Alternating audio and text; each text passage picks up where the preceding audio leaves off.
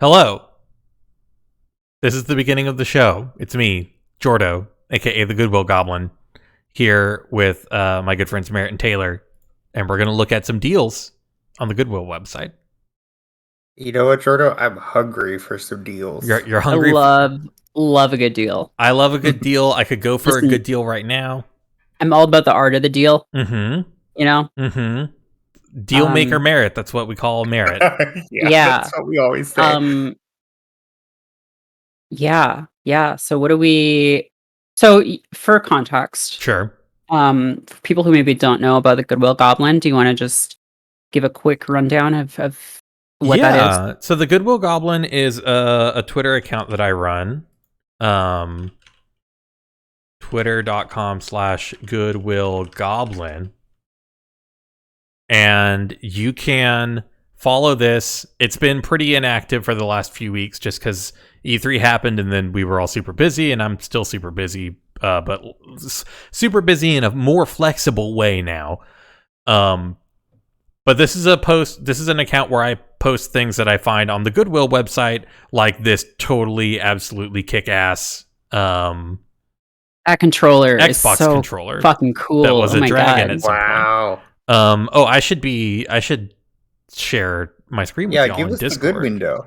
Yeah. How do I do that? I need the real-time frames for this stream. Here's the good window. It's critical that I have this better be at 60 FPS, as the good Lord intended. It's in 30 because I don't pay for Discord Nitro. Oh, you gotta. You know what? That's totally fair. Oh no, 30 FPS Twitch or browsing. I don't know if I can handle that. All right, well, hang in there if you can.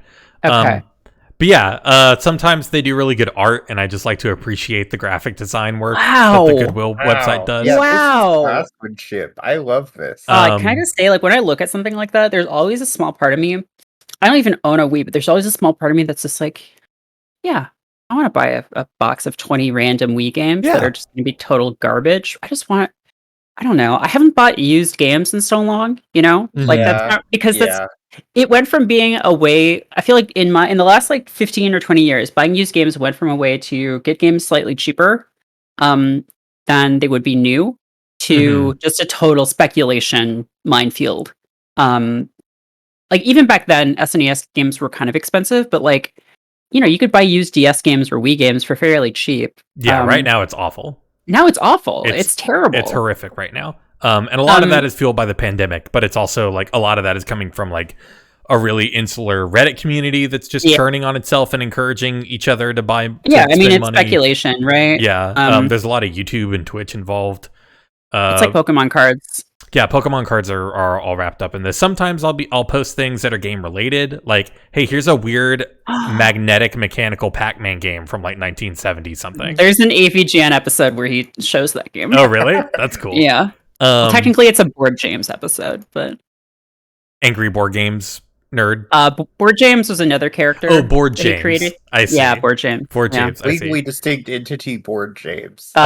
Board James is different. It's a whole fucking thing. But sometimes it'll be classic stuff or like rare, legitimately rare things, like the Hyundai Super Comboy, which was the Super Nintendo sold in South Korea, manufactured there by a Hyundai when Japanese companies were still legally barred from doing business in the country. And sometimes I just want to appreciate the person's nails who are taking the pictures. Those are good nails. You know? I agree. Sometimes it's 16 sealed copies of Flushed Away from the PlayStation 2. Sometimes it's a 38-pound box of controllers. You know, sometimes it's a Gaylord of controllers. A Gaylord, yeah. Sometimes, let's not mince words. Well, this isn't a Gaylord because the box only has 4 sides. Oh, okay. A Gaylord is a technical term. A Gaylord is a technical term for a box that has 8 corners. Correct. Or 8 sides on the sides.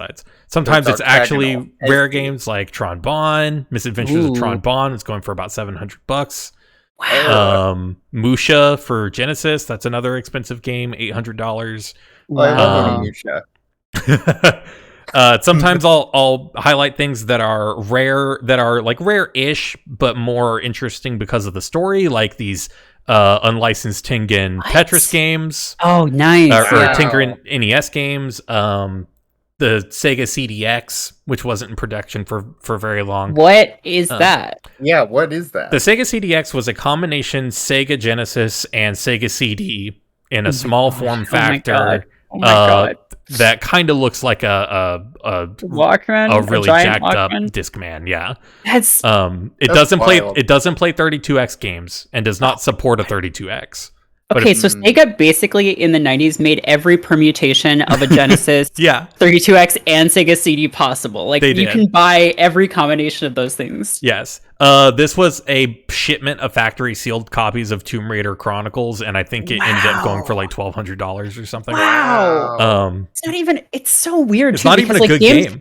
It's not even a good game, but like, game collecting is really weird. Tomb Raider games, but yeah, that one ain't great. Game collecting is weird too, because it's not like something like baseball cards where or antiques where they're just purely decorative or purely objects. Like, games are meant to be played, right? And like, it's so crazy to me when like the rarest and like most expensive games are just total dog shit, but people are paying like hundreds and hundreds of dollars. Oh, totally. Yeah, for like total horseshit, because that's this weird stuff that was like barely ever made or never made, exactly. And like got a print run of 10,000 copies and 9,000 of them went to a Wendy's and somewhere. There's like big debates and stuff about like releasing like print numbers, because for a lot of these things people have no idea like how many copies were printed, especially from the like cartridge eras, because people these were just weird little fly-by-night companies that didn't bookkeep or anything. Right. 12 copies of sealed copies of Shrek Forever After for the PlayStation 3.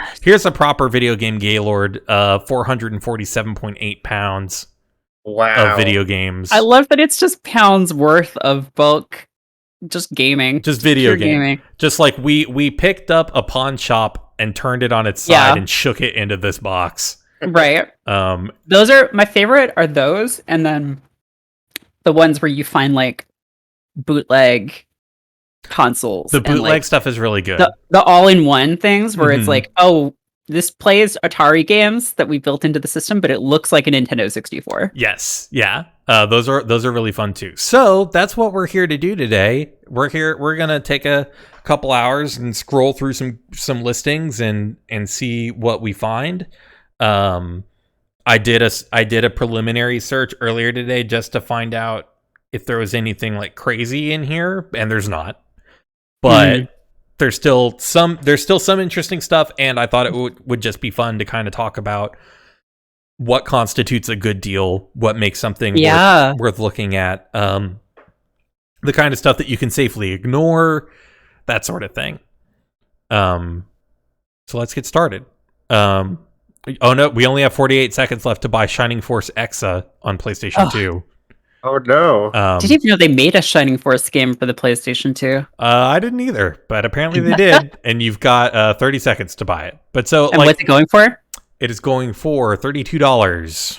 Well, that's not too $38. bad. Oh, it's over. It's already over. Okay. It went for $38 we missed it. to Jay. That's probably less than it cost when it came out. Probably, yeah. So you've still there's a crack in the case there. Well, that's going to reduce the value. That's going to reduce the value for sure. Yep. Here, let's dox the. Oh wow! This Bernie Sanders. Yeah, Bernie Sanders is doing some volunteer hours at this Goodwill in Minnesota. Thanks, Bernie. Bernie is a huge Shining Force fan. We all know this. So a lot of the Goodwill website is just stuff like this. So also the way that we got here, I'll show you. The way you can look at just the video game stuff is you go to categories and then you click computers and electronics. And then over here, you click home electronics, games and systems, and then you scroll down and hit apply. And it'll show you everything in reverse chronological order. The stuff with a green star has been pinned, which means that it's interesting for whatever reason. And rightly so. This is a Panasonic 3DO. In original boxes in kind of shape, but with the manual and the controller.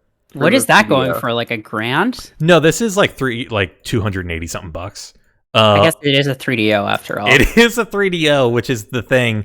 They're like the used game segment right now is in a really weird place, because it has segments of the market that it cares about a lot, and then other segments that it just could not give less of a shit about. Sure. So like Atari 2600, Odyssey 2, Intellivision, all that stuff, totally worthless right now. Huh. Like dirt cheap. But as soon as you get to later 8-bit era and then the 16-bit through Dreamcast right now especially, that stuff is really blowing up, but it's only the stuff that people remember and think about. All the stuff that people... That makes sense because it's people who are like in their 30s and 40s who have money. Yeah. And those people never really played Atari games unless they're in their late 40s. Right, or like had parents with Ataris or whatever. Yeah. Also, a thing that makes this kind of a worthwhile bundle, though, I would say, is one, you get the instruction manual, which is fun. But it comes with a controller, and that is super rare for... Not super rare. That's unusual for these... For these less common consoles of this era, of the weird 32-bit multimedia resurgence. Finding any of them with a controller is really difficult to do. Does that one have a controller port on the front? Yes, it does, and there's only one controller port. Yeah, the other one's on the back, actually, I think. No. Yeah. No, there's only just the one. No? You just daisy chain them. You daisy chain them. That's right. Yeah. Yeah. I was getting this confused with the CDI. The CDI, I think. CDI, yeah. Had they were on the back. So sometimes Goodwill will highlight stuff for you and say like, hey, this is actually, we've recognized that this is a weird thing. A lot of the time though, like you're just going to be looking at like 18 PlayStation 4 games and a lens cleaner. Can you scroll back up, please? I am fascinated with the narrative behind tested PS2 consoles with box and 10 controllers. 10 controllers is like an oddly specific number. 10 the way they controllers bundle is a this lot. stuff is interesting. Yeah, and this is Goodwill. These are Goodwills from all over the United States, and you can go look at the inventory of a specific Goodwill if you want, but like they all put their stuff together differently and they all end up really weird. So here's like 2 PlayStation 2s of different models. Both alike in dignity. 10 controllers, like you said. 2 memory cards though. Ooh, and they're color coded, so the siblings don't fight over which one is which. Little details like that. Yeah. So yeah, were these collected? It's always interesting to think about like, okay, did somebody die and this stuff ended up at a Goodwill, or is this like cobbled together by the Goodwill employee to make an attractive bundle? There's tons of different explanations for how this stuff turns out. But like most of the time for like normal stuff, like a Nintendo 64 with two controllers, right? This is a completely normal thing. There's no AV cable, but it has it looks like it's in okay shape. It's got an audio split adapter. That's what that is. But so like you would probably pay like $100 for this on eBay, and it's going for like it sold for $67. Yeah. And that's an RF adapter, I think, because I have one of those. Oh, okay. RF it's adapter. when you had to screw the cable in, like the coax cable. The coax, yeah. So the trade-off that you're making is, one, you have to pay shipping. Almost always you have to pay shipping, and for consoles and stuff, shipping is going to be like $17 minimum. And the shipping on the small stuff is also going to be like $10 minimum a lot of the time. So you got to keep that in mind. The other thing is that this came straight out of a storage unit, went directly to Goodwill, and is coming directly to you. It has not been cleaned. So it absolutely smells like cigarette smoke from 30 years ago. Like maybe, you never know. And that's the other trade-off that you're making with Goodwill, is that you got to be willing to put the money that you're saving, you're spending instead by cleaning the thing when it gets there. And I bought stuff from here that showed up clean as a whistle. I didn't have to do anything to it, but that's usually the exception. A lot of the time you have to be willing to like, all right, I'm at minimum going to have to dust this off really thoroughly, or like use a contact cloth or something like that. Sorry, I keep refreshing this because we're checking at a weird time when a bunch of auctions are like seconds away from ending. But so like Kiwi Green, Game Boy Color. Game Boy Colors are a dime a dozen on here. Nintendo Wii games tend to be on here a lot, but it's always bundles like exactly. It's always exactly this bundle of like one game that you kind of think is all right, a bunch of like junk, 9 third-party things. yeah, like and junk then pieces of shovelware. yeah, Nickelodeon iCarly, Yeah, Nitro this is Bike, what it was whatever like that is. walking into a used game store in 2006 or 7. It's just like so much of this. Yes, Pirates: Hunt for Blackbeard's Booty. Well, I don't even know what these are. That sounds like a pornography video game. Yeah, it It does. does, yeah. But you also get weird like just controllers by themselves that have no context or What is that? Is that a Gravis pad? this is a ProPad 6 by Interact. Oh, Okay. Famous for their Nothing to me. famous for their knockoff controllers from the I remember PlayStation Interact. era. Wii balance boards are extremely common on here, which I think is funny.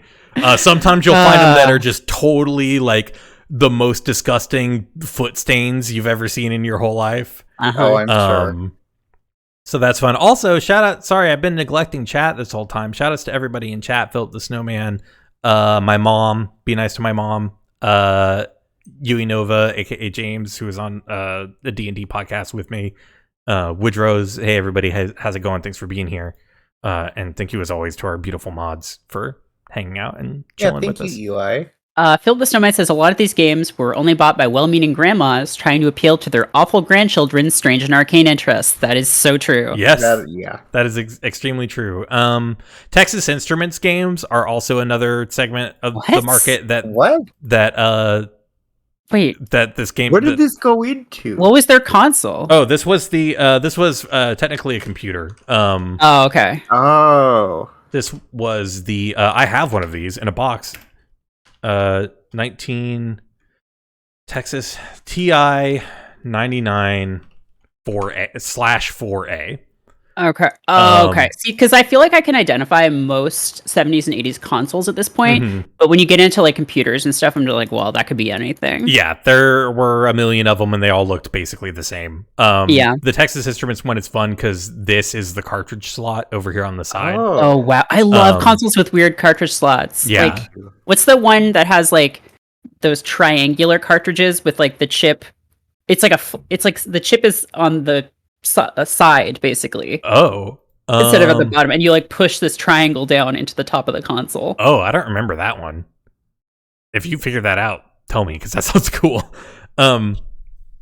Also, Taylor, could you, while we're looking at this, I realized that it might be better for us to be in the retro category instead of just chatting. Could you throw us into the retro category, please? I sure can. I remembered what it is. It's the Coleco Telstar Arcade.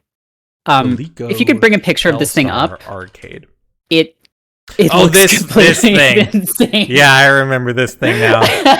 Okay, sweet. So yeah, it's the only video game system with 3 sides. 3 sides, and that's a cartridge on the top. That triangle, you push it down into the thing. Yeah. Oh, that's great. It's incredible. Okay, and it has light gun and driving. Also, yeah, this was back when you could make light guns where like they just looked like fucking guns. They were just regular ass guns. This is before you had to put orange tips on the front of guns and then make guns orange or whatever entirely. I can't tell if it's set to retro as a broad category or the game retro. So okay, well either way, it's fine. Retro Studios. It's a Metroid Prime and Donkey Kong stream. Yeah, I love that thing. What a weird God! Imagine having this in your living room. And it's wood grain. Of course it is. It was the 70s. Everything was wood grain.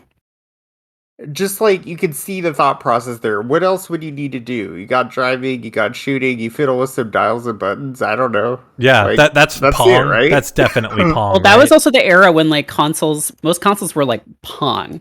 Yeah, they did. So, like, they did the one thing. So this having 3 games had in one it game was pretty nuts. I mean, it had it had cartridges, so it had multiple. Yeah, amazing. It basically had 3 controllers built into it. That's so cool. If you ever see one of those on there, let me know. Oh, you will. I'll let you know immediately. So let's see. Speaking of guns, here's a Silent Scope light gun for the original Xbox. So you get a bunch of stuff like this. That's like, why would you don't remember it ever existing in the first place, and now somehow it's survived in its box all the way to this Goodwill. Let's see, we got some controllers. You can actually get a pretty good deal on Xbox One or like PlayStation 4 controllers on here. If you don't want to go spend like $60 or whatever for a new one, and you're okay with like cleaning someone else's skin out of the little grooves, then you can get 3 for $40. Plus, I mean, like, that's like fun. I feel like they should. Although I don't know if it would be fun if it was other people's. If it's mine, I'm like, okay, like I know where this came from. If it's like mystery gunk, then maybe it wouldn't be as. Yeah. A lot of the gunk you're gonna get with these is mystery gunk. Yeah. Fun. Don't you like love that of like running a pin or like a piece of paper down like the seam of a controller and just seeing all the stuff, the shit come out, like the crud. That used to be your stuff. Now it's the controller's stuff. Yeah, it's claimed it. Yeah. This is the price you've paid for gaming. Look at these grips. Look at these Wii grips. Oh my god! What? Look at. Just the grips. What happened to these? What happened to them? Why How did this happen? Why? I mean, like, I guess. I don't know. What is the correct Zapper color? I mean, I always do it as orange and gray, but that is actually an artifact of the toy industry moving away from guns that look like guns. We have it was originally just gray. Yeah, we have the gray Zapper. Gray is correct to me. Yeah, an orange Zapper is wrong. Nikki is here. Hi, Nikki. Hello. Can you go back to the condoms? Yeah, give me a second. The condoms. I mean, that is what everyone called them. We did call them that. How can I help you, Nikki?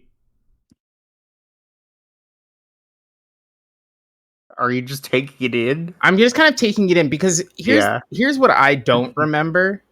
That angle fucking sucks. That third image. Oh yeah, that's not ideal to look at. No, it's bad. The thing I don't remember is if No.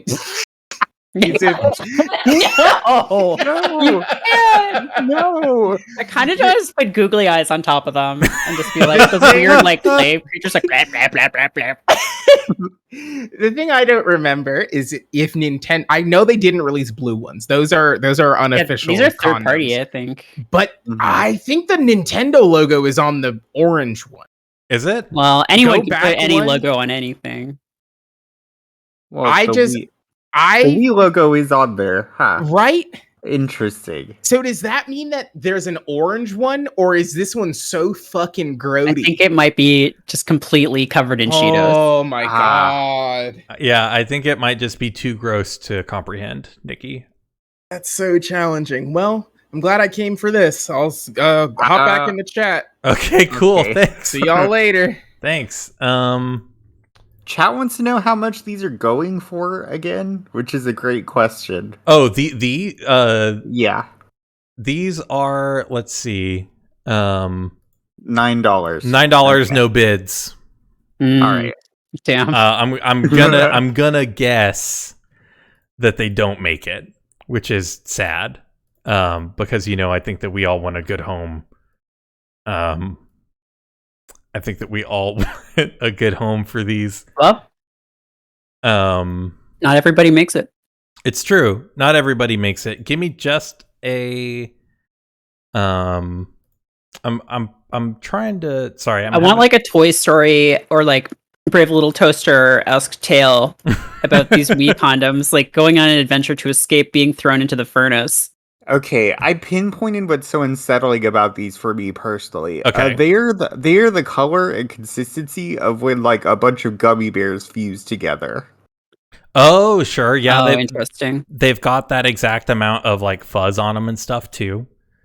Sorry, I'm having trouble with OBS. Just give me just a second.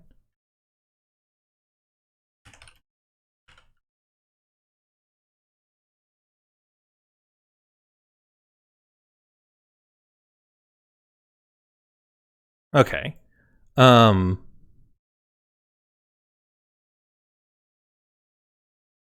Sorry, that should be taken care of now. Okay, moving on from whatever that was, please. Yeah, we have some palate cleanser. Yeah, let me go back up here and refresh. Oh, Jordo, I see what you did. Oh my god. Huh?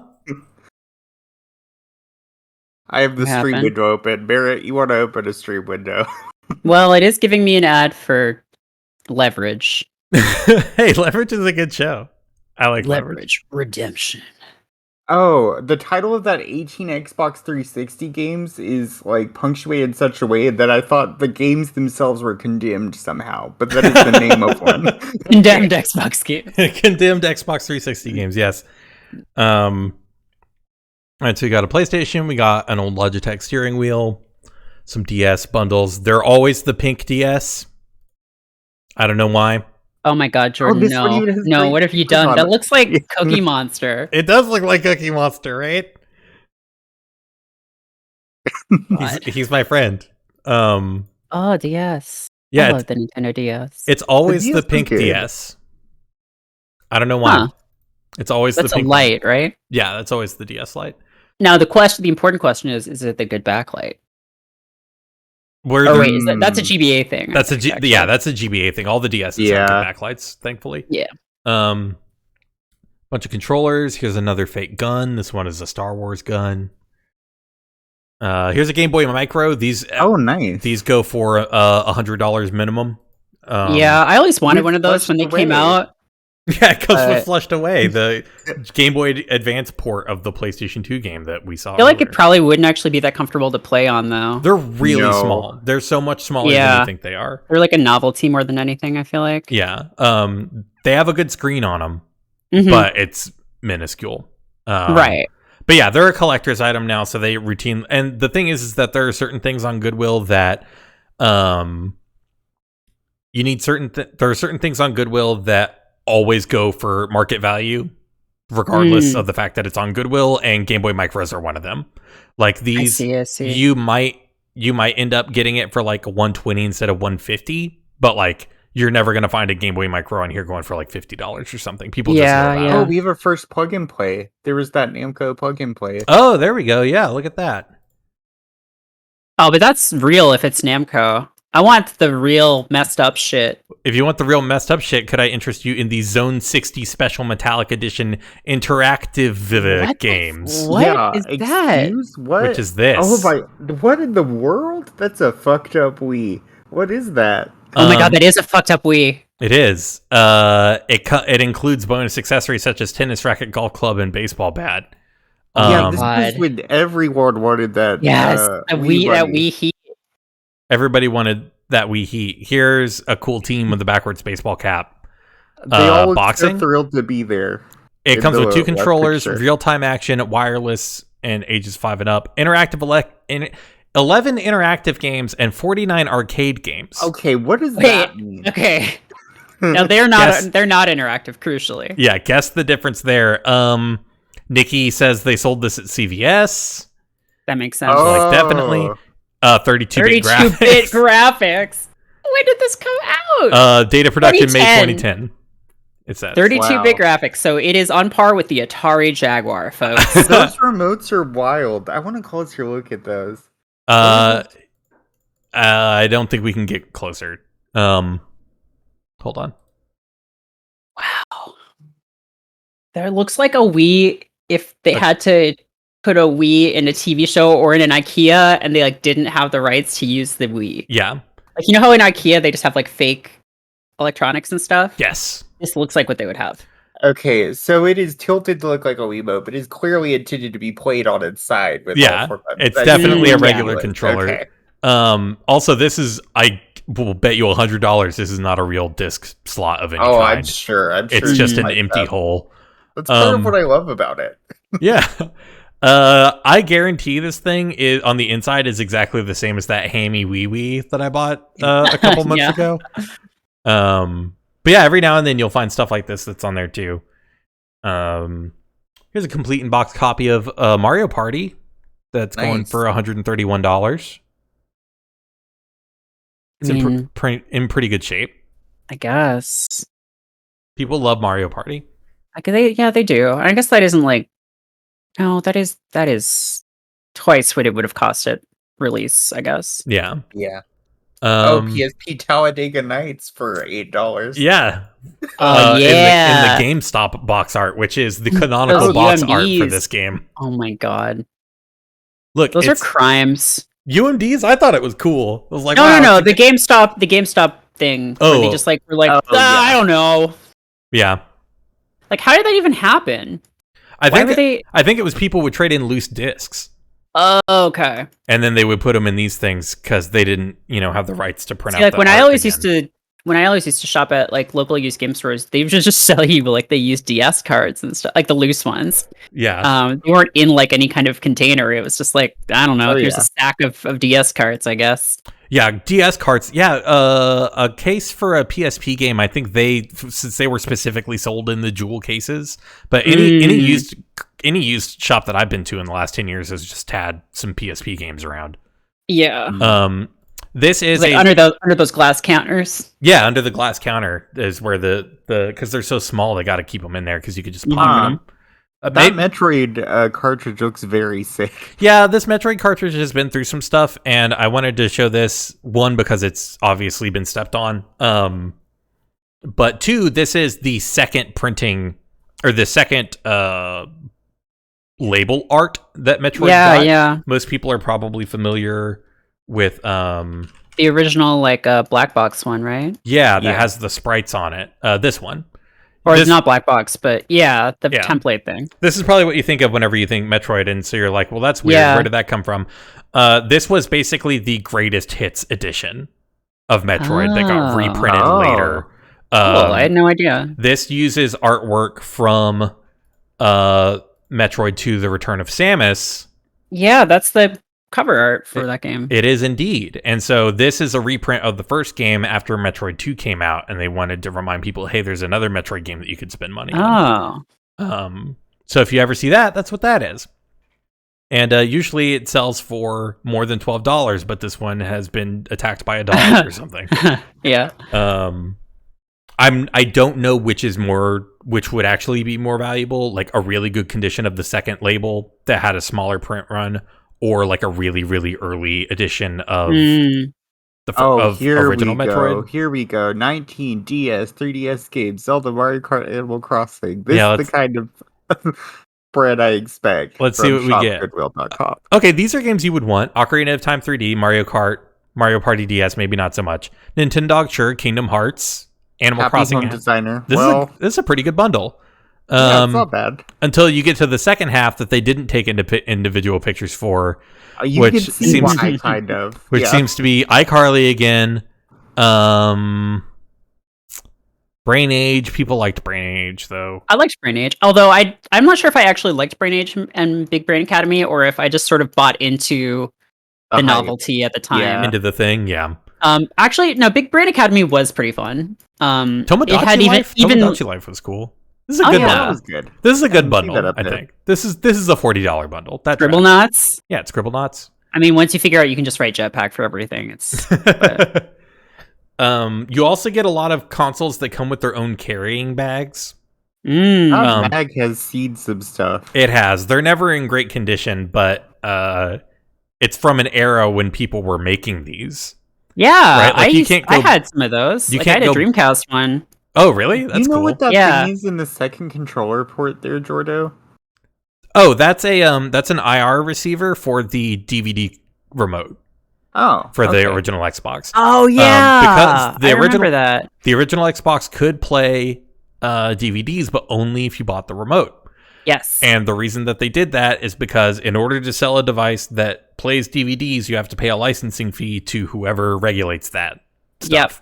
And so the way Microsoft cut costs was that instead of paying the license fee for every single Xbox they sold, they covered the cost of the license fee by the sale of the remote. So when you plug the remote in, it authorizes the console, and then Microsoft counts that as, okay, well, we have to pay these many licenses because we sold this many remotes. I remember the discussion on TIFF forums about that. On TIFF forums, yeah, because the PlayStation 2 could just do it. Right, yeah. You could just, but on the Xbox, you had to go buy a $20 remote control. GameCube famously too small. Too small. Couldn't put a DVD. I mean, it was capable of it, but you just couldn't fit one in. Yeah, that was the problem. How are you gonna put a DVD in there? It's too small. You have to saw off the edges of the DVD. Got to make it a square, and then it'll work. Do you remember those discs that were like really weird shaped? Yeah. And like you could only obviously use like the part that didn't have huge gaps in it. Mm-hmm. I'm pretty sure I had like a Sonic shaped CD at some point. Oh, really? And, That's like, cool. Yeah, there was like a Mario one that was shaped like a star. Nikki, what's up? The Mario, all of those star ones are used as like throwing devices, and of course, one. Fuzzy Tipsy in chat asks, "Does 4 parts mean it doesn't work?" Yes, that is what 4 parts means. Do you think that you could crack a UMD out of the plastic shell and put that in a GameCube? That's a good. What do you think would happen? Question. Like, would you die? Like, what would, right? Has anybody ever done it? Right? Has anyone done surgery on a grate? I mean, it's called a universal UMDs media disc. aren't mini discs, right? They're a proprietary format. Yeah. That's different from a mini disc. Yeah. Putting a GameCube disc and a UMD. No, that's not what I want. You know that mini discs were invented in like the 80s? Totally, yeah. They were around for a long time. Japan had mini disc players in the 90s. Yeah, and they were huge over there. It was like the dominant form of listening to music. Thing. Albums were released on mini disc in Japan. Yeah, that's so cool to me. It's just like a better cassette. What happens when you put a PSP game into the Nintendo Wii? It's kind of close. It starts a fire. All right, I guess I have to buy some UMDs in a game. Reggie comes out and says, "No, Reggie, no, don't." Yeah, this is worse than when you tried to make them have sex. Stop. He trades you into a GameStop. Damn. All right, I gotta go. Bye. Bye, Nikki. Man, what a fall from grace, huh? For Reggie. Yeah. I mean, yeah. Damn. Well, he'll be back. It's gonna be like Steve Jobs coming back to Apple. You think so? He was like, "Oh, I decided to take a small break and crash this retail store into the ground, and then get my bonus, and then come back to Nintendo." Yeah. You win. Oh, we just got a Oh, that's what these noises are. Okay, sorry. Yeah, I'm used to follows and stuff. Yeah. I'm used to my own noises. Thank you, ZDGrow, Zidgrow, for Prime, for your 7 months of Prime subscription. Doesn't cost you a dime, but helps us a lot, so I appreciate it. Play the game. I don't know which game. I'm sorry. I would play it if I knew. That's what Cookie Monster is saying. Oh, Cookie Monster might be saying play the game. This is a pretty good NES bundle. Here, we got Blaster Master, you got Skate or Die, you got Karnov, you got Pinbot, you got Gauntlet. NES Godzilla. You got NES Godzilla. God. That's my favorite creepypasta, I think, of all time. I don't know. I'm not familiar with that one. You don't know that one? I don't know that one. $62. That's kind of a lot. I mean, that's kind of a lot. It's below market, but it's I think. But it's what you would expect here. Maybe because of Godzilla. Merritt, what's this? Godzilla NES creepypasta. If you just search it, you'll find it. It's just basically like someone playing the Godzilla NES game. It's a video game creepypasta. It's just like, oh, then the game got spooky, but like he put so much work into like designing the characters.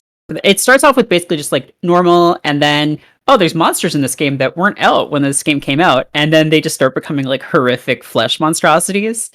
It's like pretty long too. Yeah, it had like 9 definitely check it out if you like that kind of thing. It's got the Merritt Creepypasta seal of approval. Mm-hmm.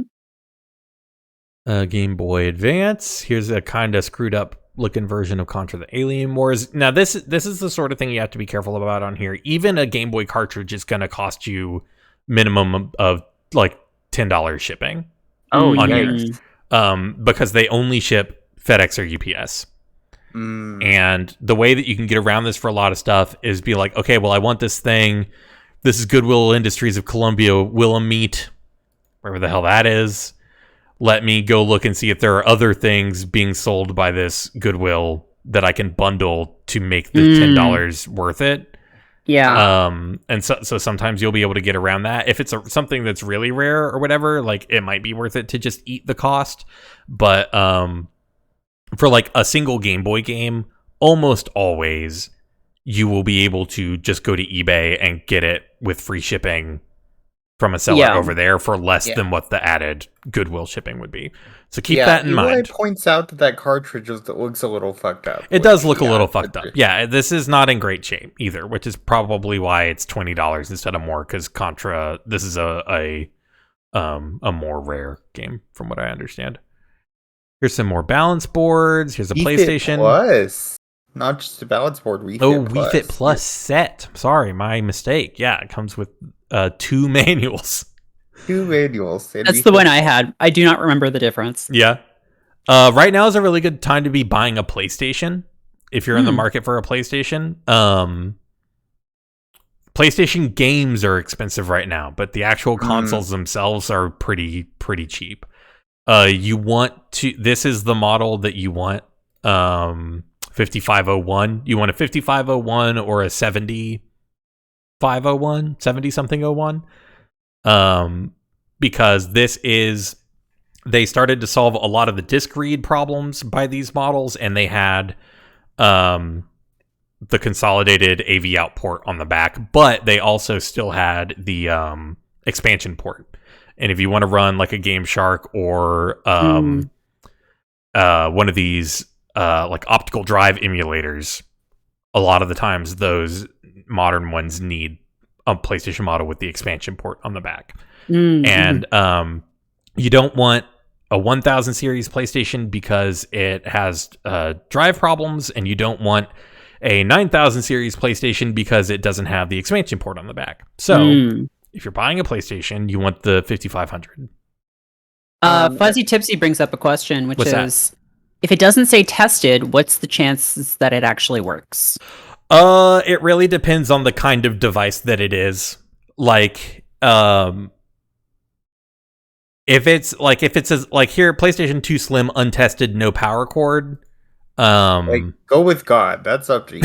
Yeah, go with God.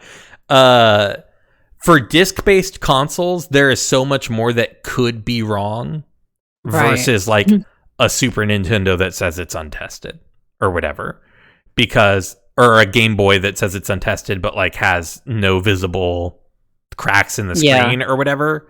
That's way more likely. Almost every, and I should point out, always assume that everything is untested unless it explicitly says that it's been tested. If that like everything on here is untested unless otherwise specified. But yeah, like if you buy a PlayStation 3 and it doesn't work, there's 100 different things that it could be, versus if you bought a Game Boy and it doesn't work and it has like 4 parts in it. Right. So you are making a better bet on something that's cartridge based versus anything that reads a disc. But I've bought. My mom says, "Did you say cracks in the spleen?" Yeah, you never want to buy a cracked spleen, especially from Goodwill. But I've like the Xbox that I have, the original Xbox I have was listed as untested. The PlayStation that I bought was listed as untested, and they both work fine. So yeah, you never know. Okay, I have another question about, scroll back up, PR GameCube, 3 consoles, 14 controllers, Wavebirds. There's a lot to unpack in that 14 controllers. 14 controllers. This is 5. There are obviously 5 GameCubes in this picture. There are 3 GameCubes. Current price $231. They will sometimes do these lots for like people who are refurbishers or resellers, where they just like put a bunch of stuff together and they assume that you own a shop or like have an eBay store or something. And yeah, so like a lot of the time whenever you see bundles of multiple consoles and multiple controllers, that's who they're targeting at, because obviously nobody, unless their idea is there is a single person out there who wants to set up a Smash Brothers Melee club at their high school, and we're going to put together the perfect bundle just for them, and here it is. I don't know what PR stands for. I don't either. Maybe my mom, who spends a lot of time on thrift store related to internet media, would know what PR stands for. But I don't know. It is currently $231. It is. Yeah, if you're buying a GameCube that comes with controllers and cables and stuff, you're probably going to spend at least $80 or $100 on that. So 5 GameCubes for $231. That's 5 GameCubes for $200. That's a good deal. Yeah, I mean, if even half of them work. Yeah, if you are a reseller, like this is where you can. Lenny Ferguson in chat says a Puerto Rican GameCube. Yes, these are of course. Yeah, these are Puerto Rican GameCubes. Mini computers manufactured in Puerto Rico back in the day. God, the market is so weird right now. I'm pretty sure that God, I think his last name's Ferguson. Ian, do you know Pat Contry? The NES punk? I do not. Okay. He's a YouTuber. He used to do an Anchor Video Game Nerd-esque show. Now he just does like a podcast, and he was one of the people who was covering the Intellivision thing way before any journalists were. And I think his co-podcast host owns a used game store. And people, and like they don't sell online because all their shit would just get bought up really quickly. Right. Like you basically have to go there. And it looks really cool, but it's just like, well, yeah, it sucks. Weird. This is a teachable moment about Game Boy Advances. So this is listed as 2 Game Boy Advance SP handhelds, and if you scroll down, the model is listed as AGS-001, which is the front-lit one, which is not the one that you want. But this pink one is an AGS-101, which has the backlit screen, which is the model that you want. And that's the one that I have. It's great. The way that you can tell is, one, if there's pictures, sometimes you can tell because like the screen will be obviously different if they give you a good upfront shot of it. What games is this? Super Mario World, that's fine. Star Wars 2, that's going to be awful. Happy Lego Feet. Star Wars 2. Feet. Lego Star Wars 2. The original Lego trilogy. Star Wars on the GBA? What does that even look like? I don't know. Let's find out. Can't be good, right? It can't Is it be going to good. be like one of those pre-rendered like faux 3D things? I don't know.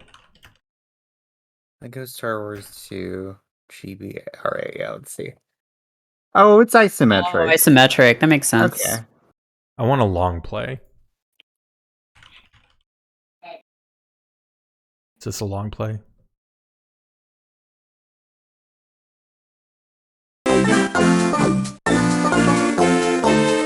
You know what?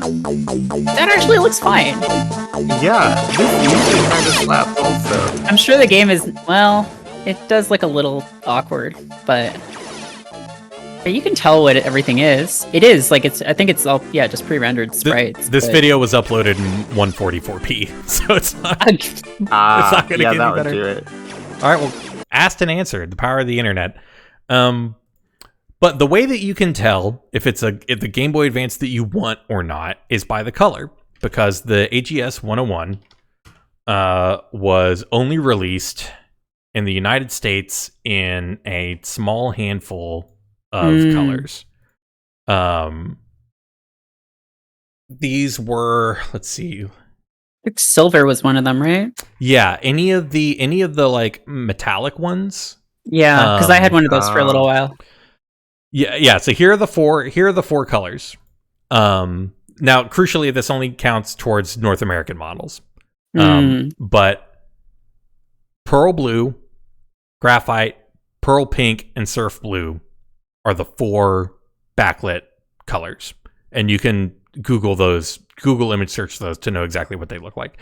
Europe had those colors. Europe had those colors like all the time. So, if you're in that territory, this doesn't apply to you. Was the GBA region locked?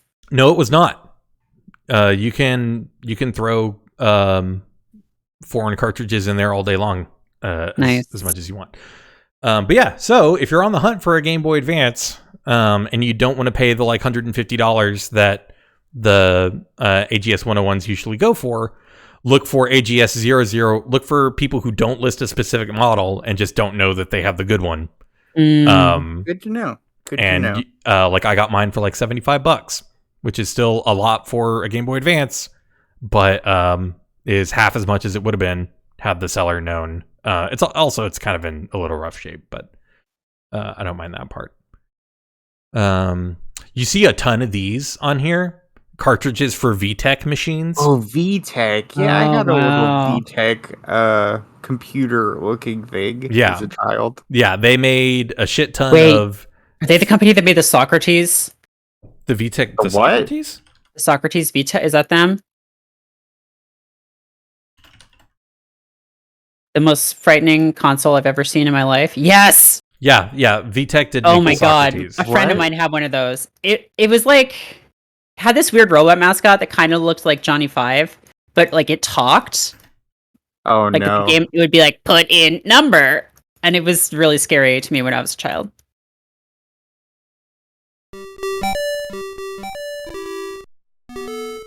Like, look at that thing. He's cute.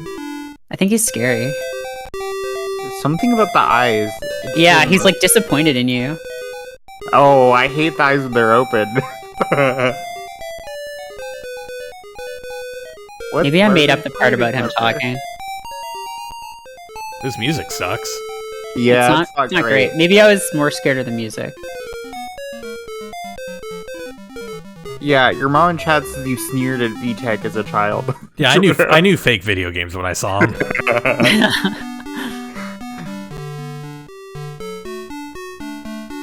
Yeah, this was it. Kids love problems. Kids love word games and math problems. You know?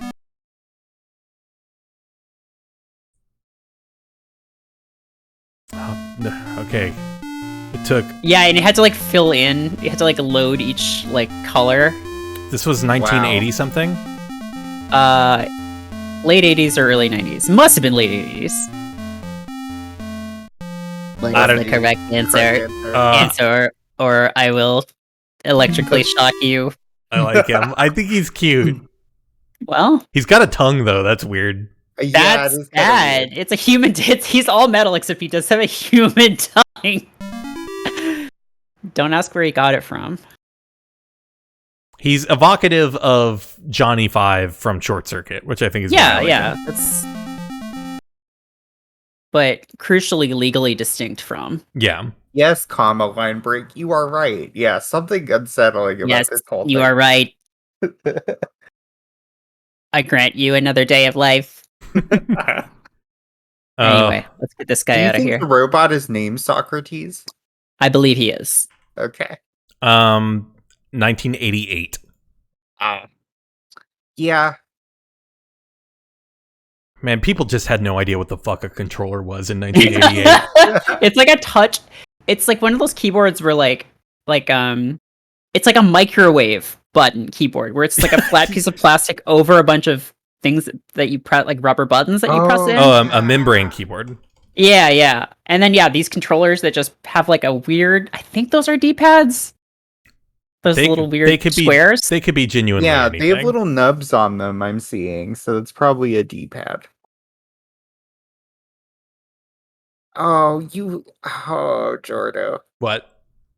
I love that you made another friend. I just wish it wasn't like this, you know? Well, look, we all... friendship comes in many forms, and sometimes it's a condescending robot with a human tongue. You know? That's so true. But yeah, Goodwill is flooded with these VTech games. They're never anything interesting. It's never like... I've never seen a real Socrates on here, or like a cartridge for one.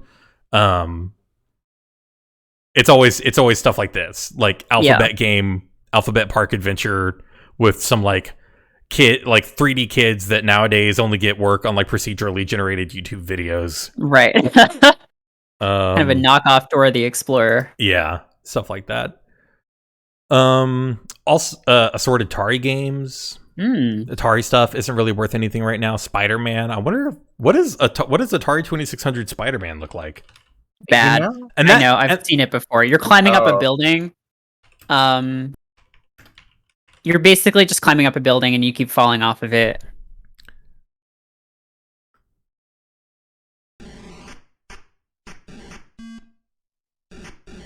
Huh. I mean, arguably better than Superman for the Atari 64. Or not the Atari 64, but the Atari To me, it 2600. just looks like Spider-Man is looking at things with a family circus style dotted line. Yeah, it's weird how the web is like black, right? Like, Yeah.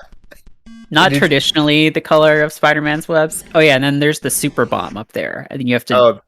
Oh, that's the green. That's the Green Goblin. I recognize him anywhere. That's the Green Goblin, and that's the super bomb. That's the square thing. So that's part of the fun of doing this for me is like finding games that I've never seen before in my life, and then like spending 30 seconds on YouTube to be like, oh, that's weird, and then moving on. Garrulus says they built a Socrates you can't poison, which is wow, too soon. Too soon.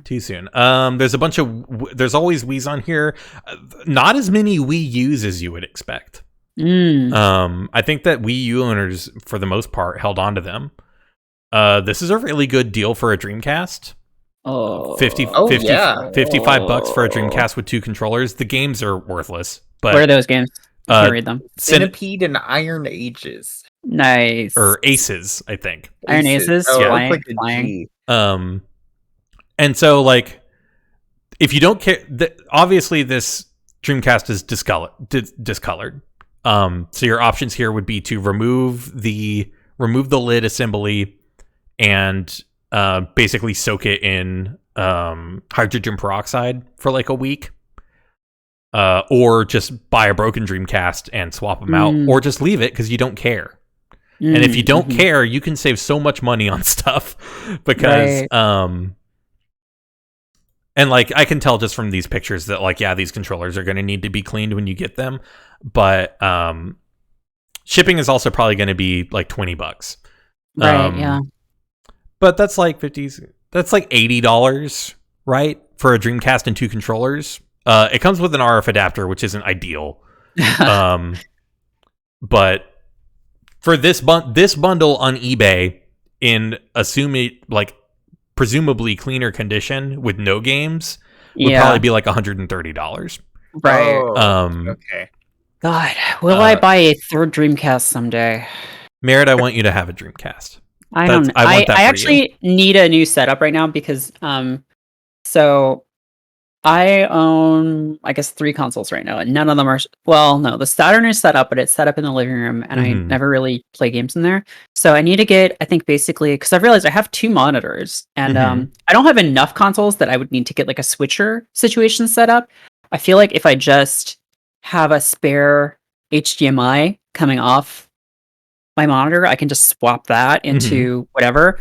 So just gonna get like a shelf, I think. So put my PS4, TurboGrafx, and Saturn on there. Obviously, the Saturn I couldn't use with an HDMI, but I could get a, whatever. Get you a RetroTink 5X. Yeah, one of those weird things. Eli has a question in the chat: if Leapfrog or LeapPad cartridges and notebooks ever show up on here? Yeah, they're on here all the time. Another strain of edutainment. Yeah, they're on here totally. Yeah, my mom points out LeapPad was a step up from VTech, but it's the same company, I think.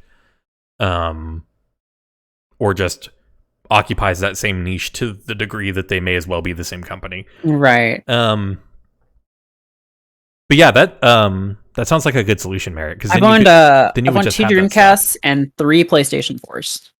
That's a lot of PlayStation 4s. That's a lot of PS4s. The reason I've owned so many PS4s is because the first one I sold when I was like, I was moving and I didn't want to take it with me because I was like moving back to Canada from the States for a bit. I was like, I don't really want to take this with me and I need some money, so I'll just sell it to a friend of mine. The second one broke. Like the second one just started turning off randomly. Cool. And which I actually still have it. I just formatted it this week and I'm going to try and sell it on Craigslist. And then I had to buy a third one in 2019 because of that. So, well, hopefully this one sticks. 2 Dreamcasts, just because I sold the first one to buy Halo 2 when I was in high school.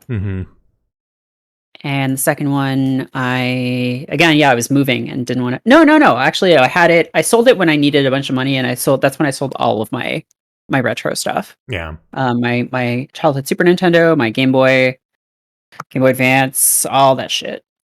I love the UMD videos show up in here. That's always amusing. Yeah, this one looks sealed. You want a sealed copy of Jarhead for the PlayStation Portable? UMD? Yeah. Wow. Here's a couple things. Here's a sealed copy of Tetris for the IBM and compatible computers. Huh. Currently going for $57. So that's cool. Has 3 days left on it, so I would be really surprised if it stayed under $100. Also, look at what happened to this, do you think? I don't want to know. Oh my god, someone put out cigarettes on that thing. or like an ash monster was using it. Right? Mario Party controller damage, I guess is my main theory. But why is the rest of the stick fine? It's only the contact surface where your thumb is. It's one of those where you just spin, and so you put the palm of your hand on the little nub. That's my theory. Horrifying. I don't know. Here's a rechargeable battery for a Game Boy. I love the early Game Boy box art with all the... It all had cool grids, the laser and stuff grid, on it. yeah. Oh yeah. Wappy Dog. Oh, they spelled it Rappy Dog. What is Wappy Dog? Wappy Dog was a robot dog that came with the DS cartridge, and it was like a fake Nintendogs, but there was a robot dog with it. Like a Poochie situation. My brother had one. Did it have did it communicate with the robot at all? Or yeah, it was it was like you would interact with Wappy Dog through the DS. Right. Yeah. And you had to he had limited functionality on his own, but you had to have the DS on for other stuff.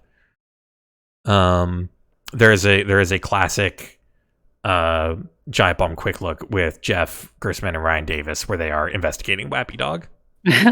It's a fun time. Here's 2 GameCubes and an inbox copy of Donkey Kong Jungle Beat. One of these this one comes with an ocarina, with a fake Zelda Ocarina of Time ocarina. Amazing. It comes with a fingering chart on the back. Worth pointing out here, this black GameCube has a Game Boy Player on the bottom of it. And Game Boy Players on their own, which was like the GameCube's version of the Super Game Boy. Right.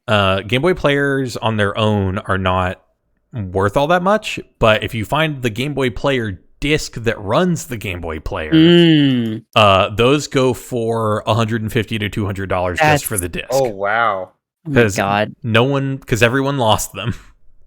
The Game Boy Player was an infinitely worse product than the Super Game Boy. Yeah, it was not great. It didn't run very well. It did weird things to the aspect resolution. To run it. Yeah. You couldn't do fun borders or change colors or draw on stuff. No, it was routine. In every comparable way, it was not as good of a product. But yeah, those discs are, if you stumble upon one, they're worth a lot.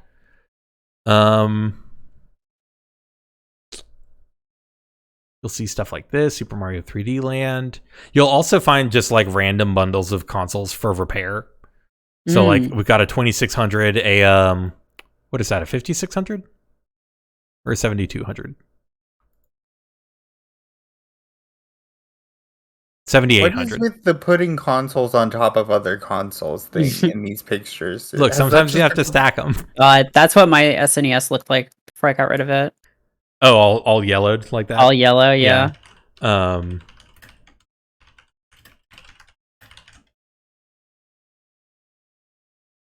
Sometimes you just have to stack them. Sometimes you have to stack them. I'm sorry. I stacked them. I'm sorry. I probably shouldn't just do random Google image searches on Twitch, huh? Yeah, probably not. Yeah, here's 3 steps ahead learning program game. All right. One of these weird games. What on earth? Is that the remote? I think so. You put the card on there and then touch the points to shine the light through. I don't know. There's little circles on there for it, probably. Yeah, I bet you're right. Yeah. Twisted Metal for PlayStation 3. Pokemon stuff is still worth a lot right now.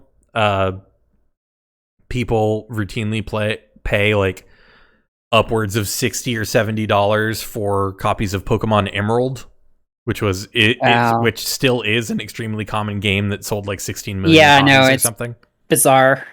And it's entirely because there's a Reddit community of Pokemon fans and Game Boy Advance fans just egging each other on to you got to get Emerald. It's the one to have. Just play it. Just fucking look. Just play. Just whatever. Yeah. I'm not going to tell you how to live your life, but don't spend $100 on a game that sold 16 million units. It's not worth it.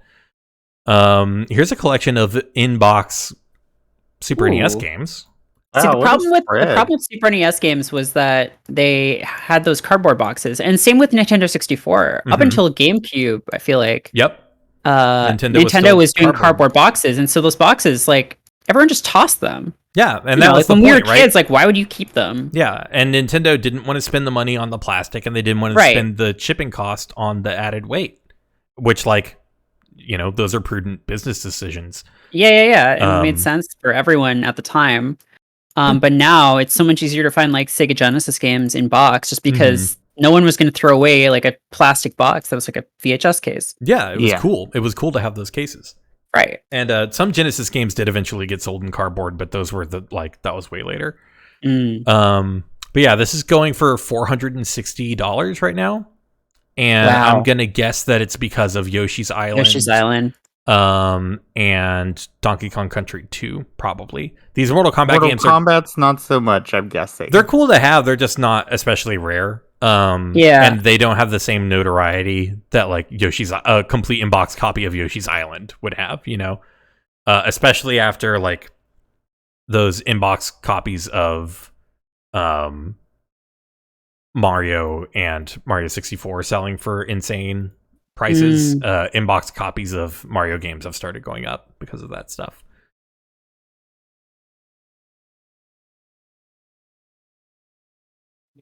I'm actually kind of surprised that this 2600 is going for $38. That seems like a lot.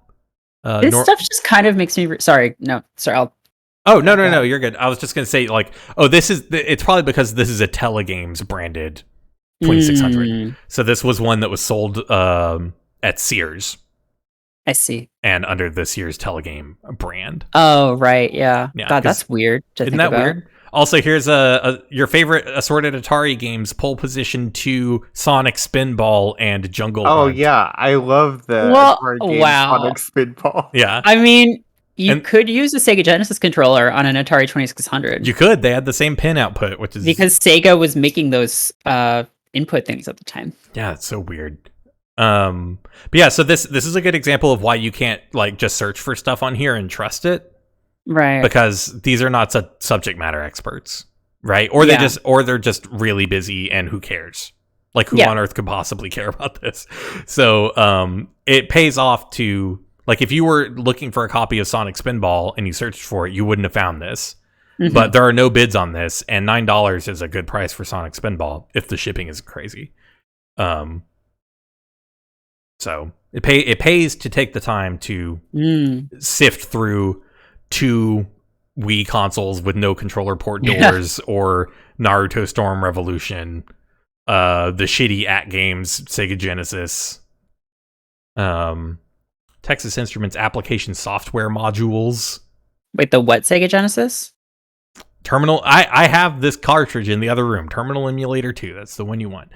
The AtGames Sega Genesis that came out. Oh, the late model one, not the Genesis 3, but this thing that came out, like, within the last 10 years. Like it's a knockoff, or not knockoff, but it's like it reproduces the hardware. It's the all-in-one. Okay. Yeah, it's the all-in-one that has a cartridge port on it, but the emulation is bad. Oh. So you don't want one of those. And there's always a ton of them on here for that reason. Let's see, we got Lair. Everyone remembers PlayStation 3 breakout launch title Lair, showing off the good uses of the 6-axis controller, which just couldn't handle rumbles in there. Yeah, couldn't do it. Merritt, you were gonna say something? Oh, this stuff just kind of makes me really sad because, like, again, like, a lot of these games, like, aren't, good, and, like, there's not really any whatever. I'm not that broken up about certain really shitty games being incredibly expensive, but like, having gotten really into film in the last couple of years, like, movies are also kind of shitty in terms of, like, having stuff be accessible, just because, like, there are a lot of companies where they own the rights to huge catalogs of movies, but it just they're not going to make money by putting them online, so they don't. Mm-hmm. But like, it's much better than games. Like, you can go on YouTube and pay $3 to rent like a lot of stuff, and a lot of stuff is on streaming services, and whatever. DVD players still work. If you get a DVD. Yeah. But like games, it's like this stuff is like meant to be experienced and played, right? And like a lot of the stuff just hasn't been re-released. And it's just like emulation is basically the only way to play it, unless you want to pay like upwards of $100, right, for like a Super Nintendo game, which is kind of sad. Yeah, it is sad. And like there's some stuff, and like the availability of emulation is totally reliant on how much people are interested in spending their free time on doing that. Yeah. And so like there's still no good original Xbox emulator. It doesn't exist. Like the best one will load the first level of Halo with some of the walls missing and not all the textures, and you can't play the game and finish it. Whoa. Like that's the best one. Like, and like meanwhile, GameCube emulators are so good that they have like 4K native resolution support, and can make the games look as nice as you want and have no compatibility issues whatsoever. And it's because like, yeah, a lot more people are interested in playing Super Mario Sunshine than they are in playing like Otogi Fusion Frenzy. Fusion Frenzy, or like Otogi Myth of Demons or whatever. Sure, yeah. But like people love Halo, so you'd at least think they'd have something that could run Halo. But Halo is playable in other stuff though. That's true. Yeah, and that's true. That's the thing. There's no you don't have the incentive to go make the thing because of Master Chief Collection or whatever. Right. And so there's still a product that's being sold that fills that niche, but for the entire rest of the Xbox catalog, that doesn't exist. Yeah. And like that's why I'm not getting rid of my Xbox 360, even though I never use it, is because I have Xbox arcade games on that thing that I like that aren't supported by the Xbox Series X or S. And it's like, if I ever want to play Trouble Witches Neo again, then I have to hang on to this box. And I can't just hang on to the game because it's a downloaded game and it only exists in the box. So I have to keep the whole console instead of just hanging on to the game and saying, well, I'll get an Xbox later if I want it. Right. Like, I don't really regret, or at least have to tell myself that, getting rid of all of my retro stuff now. But I feel like if I had stuff now, I wouldn't do it. Yeah.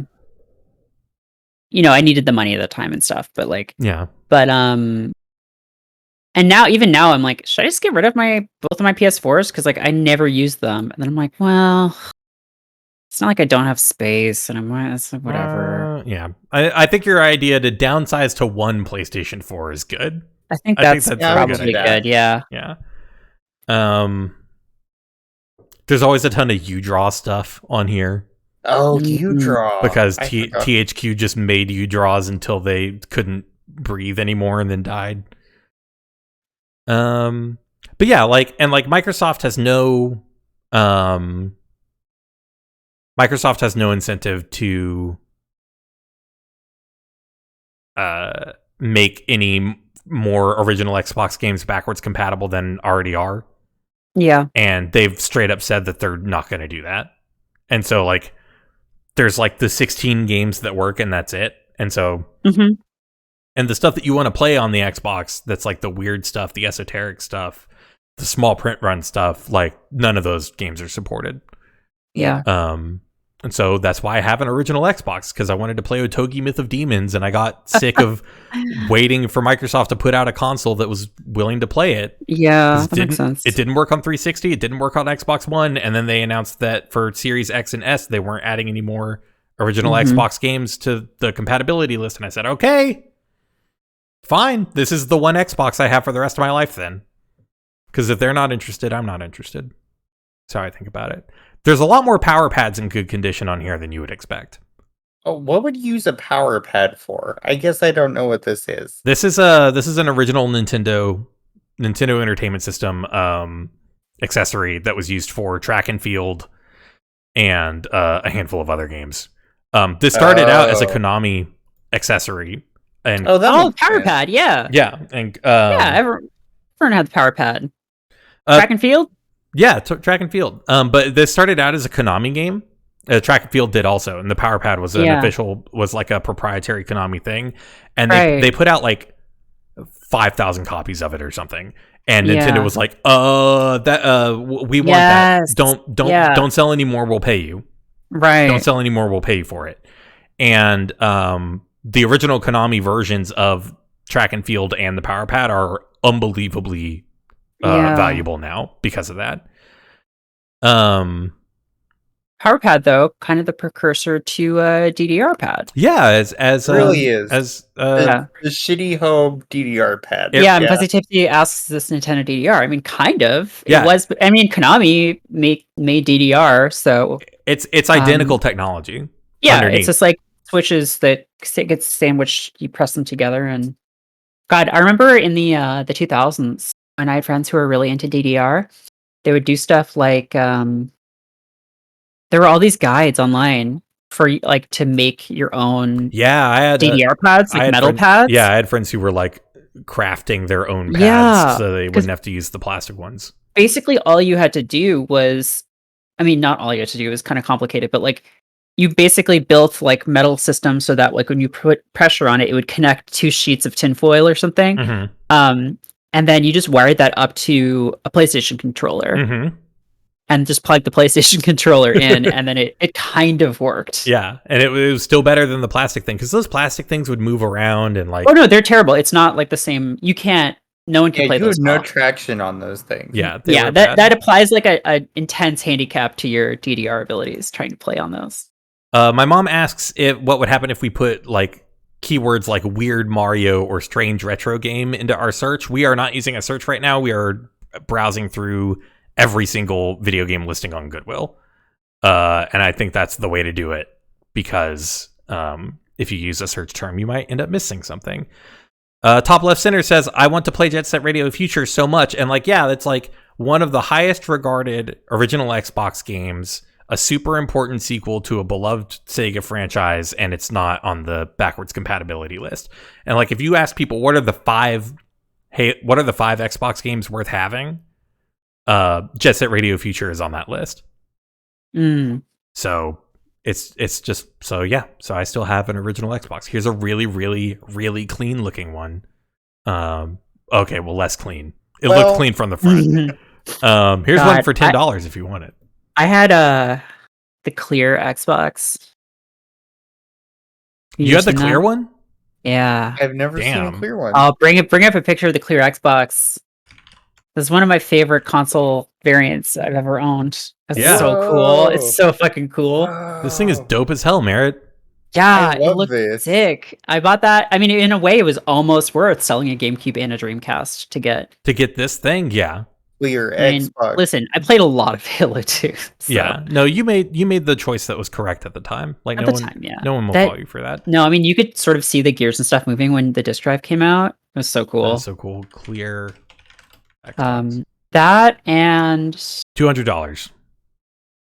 I mean, that's about how much I paid for it at the time, I think. With a virtual pool.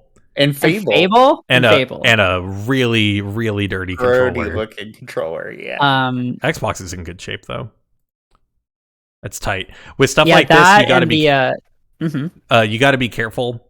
And like check for serial numbers and original stickers and stuff on the bottom whenever you're looking at things like this, because there are a shit ton of aftermarket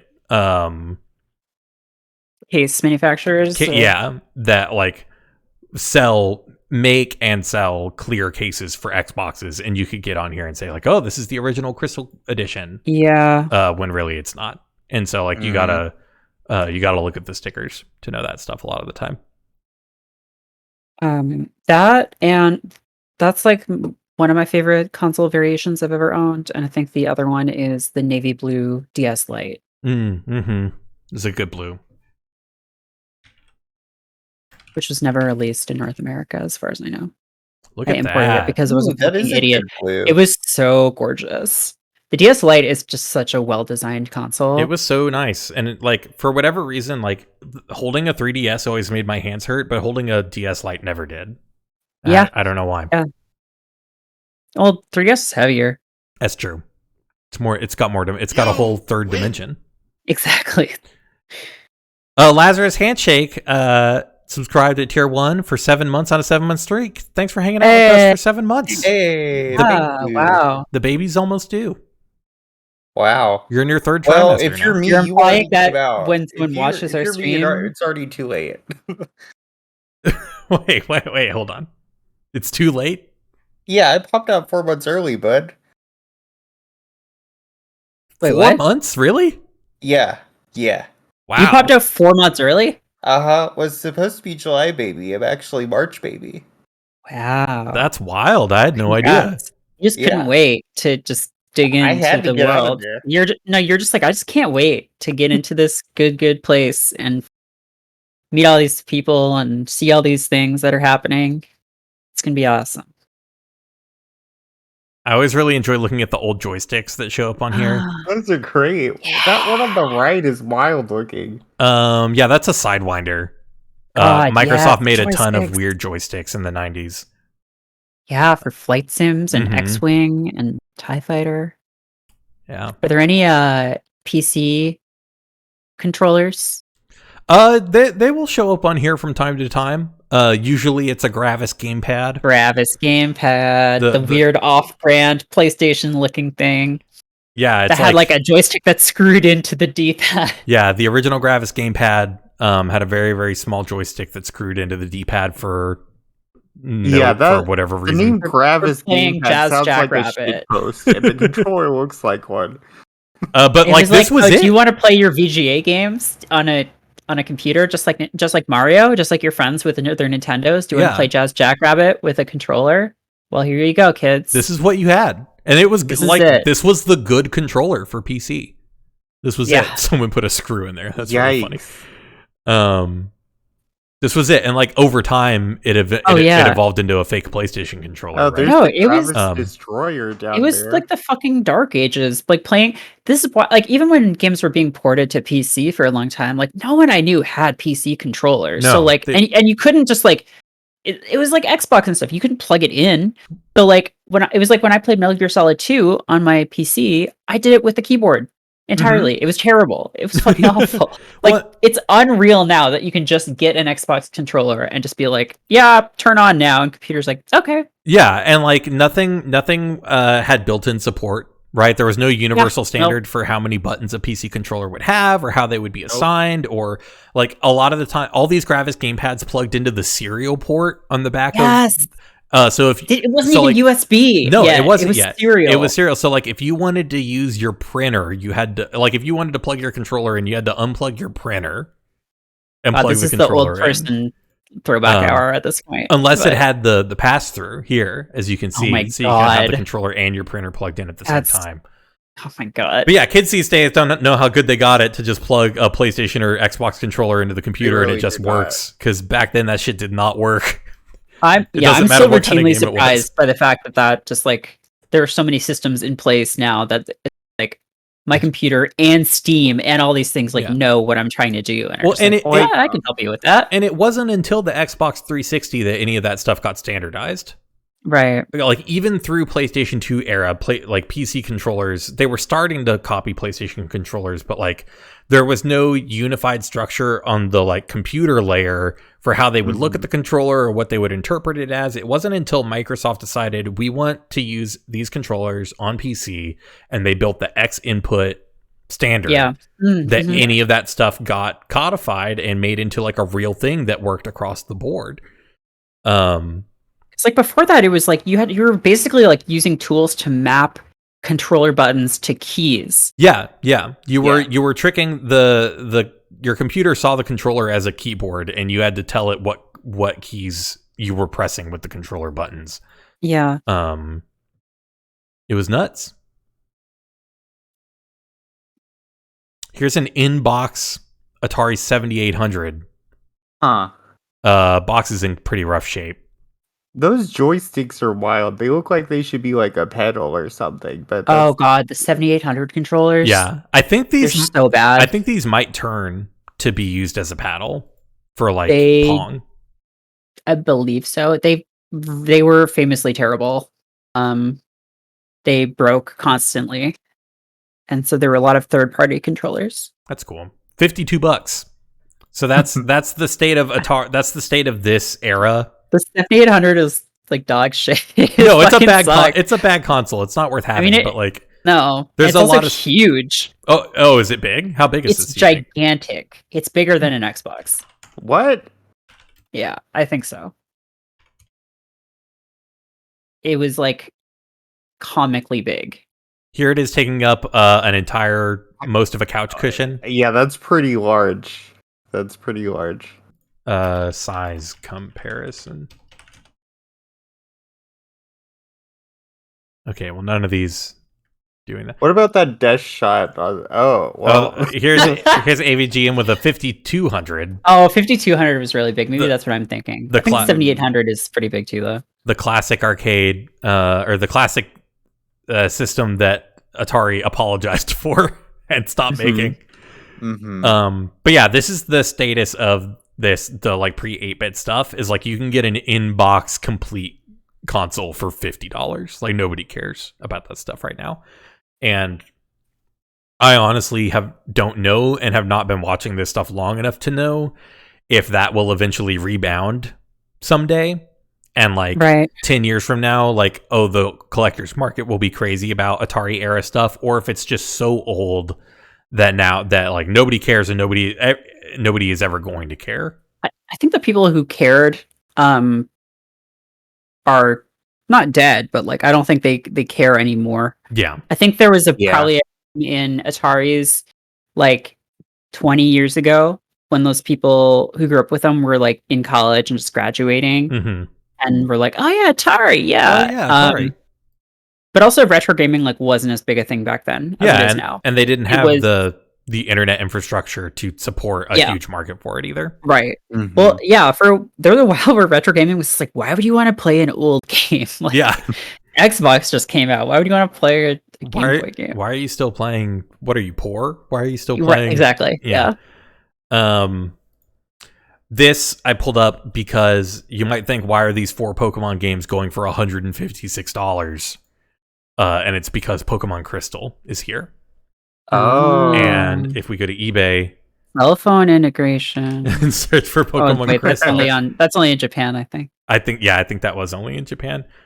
First, you're gonna get a bunch of bootleg ass cards, cartridges, because there's a huge problem for that. Oh, there we go. There's one for 64, 71. Well, let's go to sold. Here's a working safe battery. $77 is how much this one sold for. $99. $90, $129.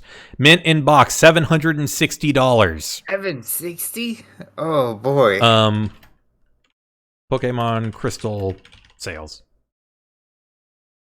Pokemon Crystal sold 6.3 million units. So this is not a rare game.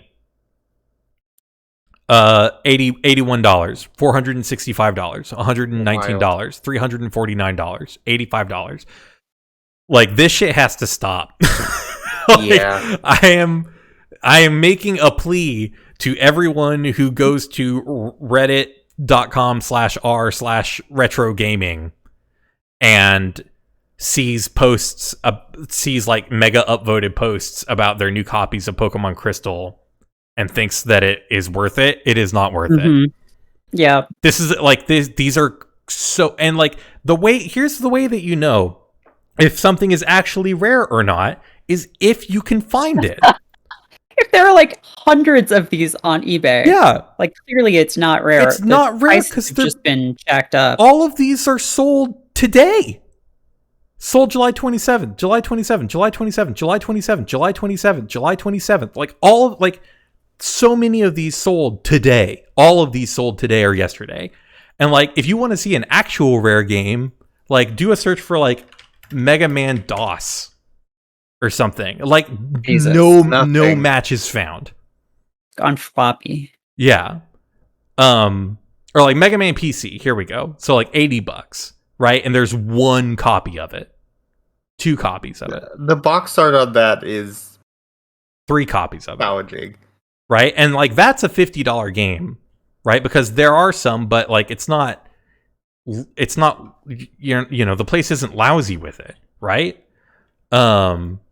Yeah, this is a notoriously shit game, by the way. If God, yeah. If you've never seen video of Mega Man on DOS, it's really something. You can play it in what's that called? Like, is it CGA? Where it was just like where cyan, pink, like what? Oh, yeah. What was that called? Where it's just like 3 colors and they were all disgusting. Yeah, CGA. Yes. CGA graphics. Yeah. Oh, like, yeah. This is. Oh no. That's horrible. There are actually robot masters in this game that. Yeah, they're all original. This is the first screen of the game, and it's almost impossible to get past this dog. What? And there's a toll booth. Why is Mega Man going through a toll booth? Yeah, this is the first thing that happens to you in this game. This fucking dog tries to kill you, and then it respawns.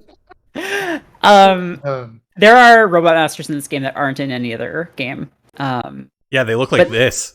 Oh. Yeah, they look like that. Well, interesting. And this game is also much more like a Commander Keen than a Mega Man game, I think. Yeah. Sonic Man. Man's expression down there is such a he's just like, I don't know. I'm not sure about this one. No.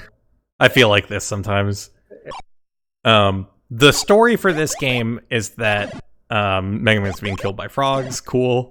yeah. They're not even robots. They're just like frogs. They're just regular frogs in this sewer. The story is that like some guy made this in his some guy that worked at High Tech Expressions made this in his spare time just for fun. And then he like showed it to his bosses and they were like, we should sell this. And because it was High Tech Expressions and it was 1990. Yeah. High Tech Expressions, terrible company, great logo. Oh yeah, they had a really cool like dithered heart. Yeah. Very powerful 90s. Look at that. Wow. Yeah, I fucking love that. It looks like it should be like cross stitch on a sweater or something. Yeah, that's beautiful graphic design. It is made to be embroidered on a hat. Exactly. If you if you're interested in the oeuvre of High Tech Expressions, might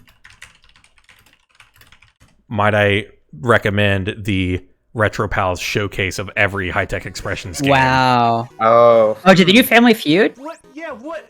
Or no, that's is that Pictionary? I think it's Pictionary. What is this? I think I have a piece. I think I have someone working on a piece about High Tech Expressions. Oh, really? Like, because the history of that company is really weird. Cool. Like a bunch of the people who worked there were just like members of some band, I think. Okay. And it just was a truly bizarre setup. yeah, sounds like. We'll look forward to that on Fanbyte.com. They were working on a Baby's Day Out game, and it was canceled. They were what? Oh, Baby's Day Out. Yeah. I remember seeing an ad for that game on the VHS tape of that movie. God, remember that? Remember ads for the thing on the thing? Mm-hmm. And now play the Baby's Day Out Sega Genesis game. Like, here's an inbox DualShock 4 for $20. Oh, nice. Like, sometimes you can get a real good deal. Yeah, that's a pretty good deal. Yeah. Let's see what else we got. Like, a lot of 31 assorted Nintendo Wii games. If I had a penny for every time. Pokemon Black, the DS games are also going for a lot. Here's a copy going for $76 of Pokemon Black. Damn.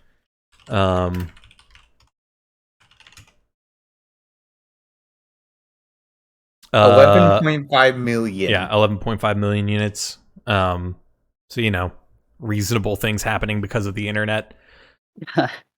151 for all the original games. Yeah, so Pokemon stuff is inflated right now. So if you have Pokemon stuff that you don't care about, now is the time to unload on that stuff. The Tomb Raider Last Revelation calendar. Oh boy. Ooh. Now hold on. Are we gonna get this a terms? Might be too spicy. Are we gonna get a? We can't show this. Wow. We can't show this. We're gonna get a terms of service violation. Yeah, we're gonna TV. We can show that. Yeah. People show way more. You've only got so this is a weird calendar because 2 months have a real lady. And then the rest are CG. You're right. Oh my no! Because they had that this is pre-cosplay or pre-cosplay in America at least. But they had that model that was official Lara yeah. Croft, and she would go to all the trade shows and stuff. Right. So she's 2 of the months, but then the rest are CG Lara. That's weird. You only have an hour, 53 minutes left to get this for $6.99. Nice, plus 9. Yeah, what do you think the deal was? They're like, we can't do that many CGI renders in time. Go take some photos, I guess. Yeah, I don't know. Maybe they had a deal with that lady. Maybe that so. like her contract included. That would have been smart. Paper Mario usually goes for at least $50. Mega Man 64 also. Mega Man Legends, the PlayStation version of this game, is worth a lot, and the sequel is worth even more. Yeah.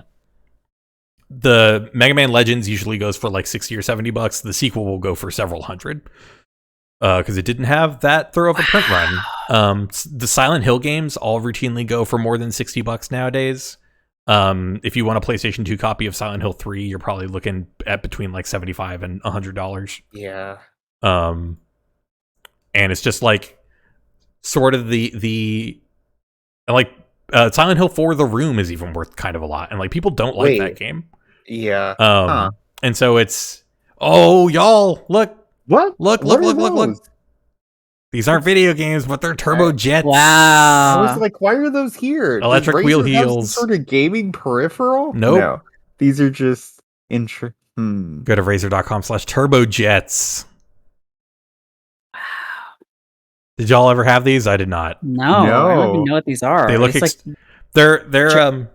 they're are these like powered, rocket boots? They're powered Heelys. You remember Heelys? That sounds so dangerous. Yeah, right? They Yeah. have to be crazy dangerous. That's like that's absurd. That's $16.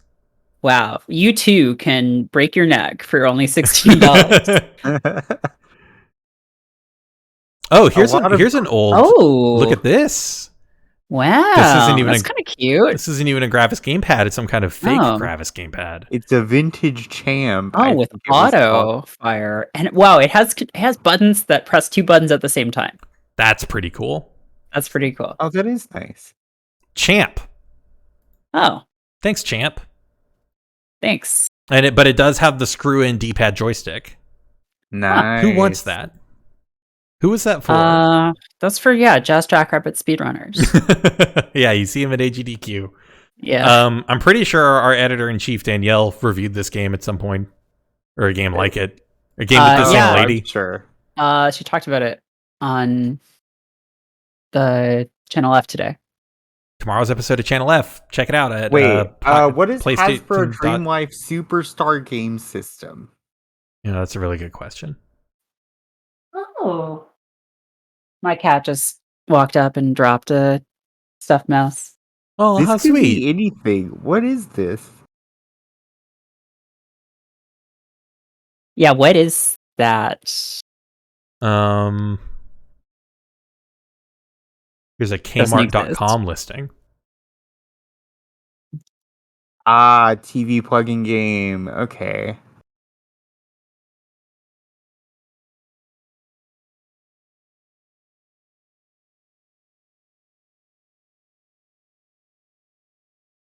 Create the life you dream about.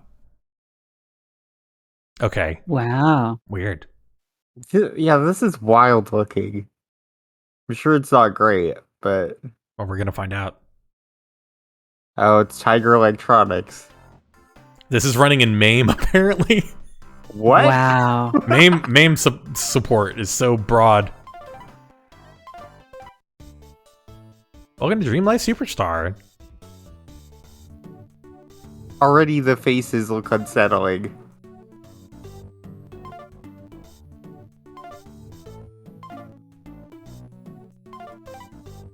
Wow, this is...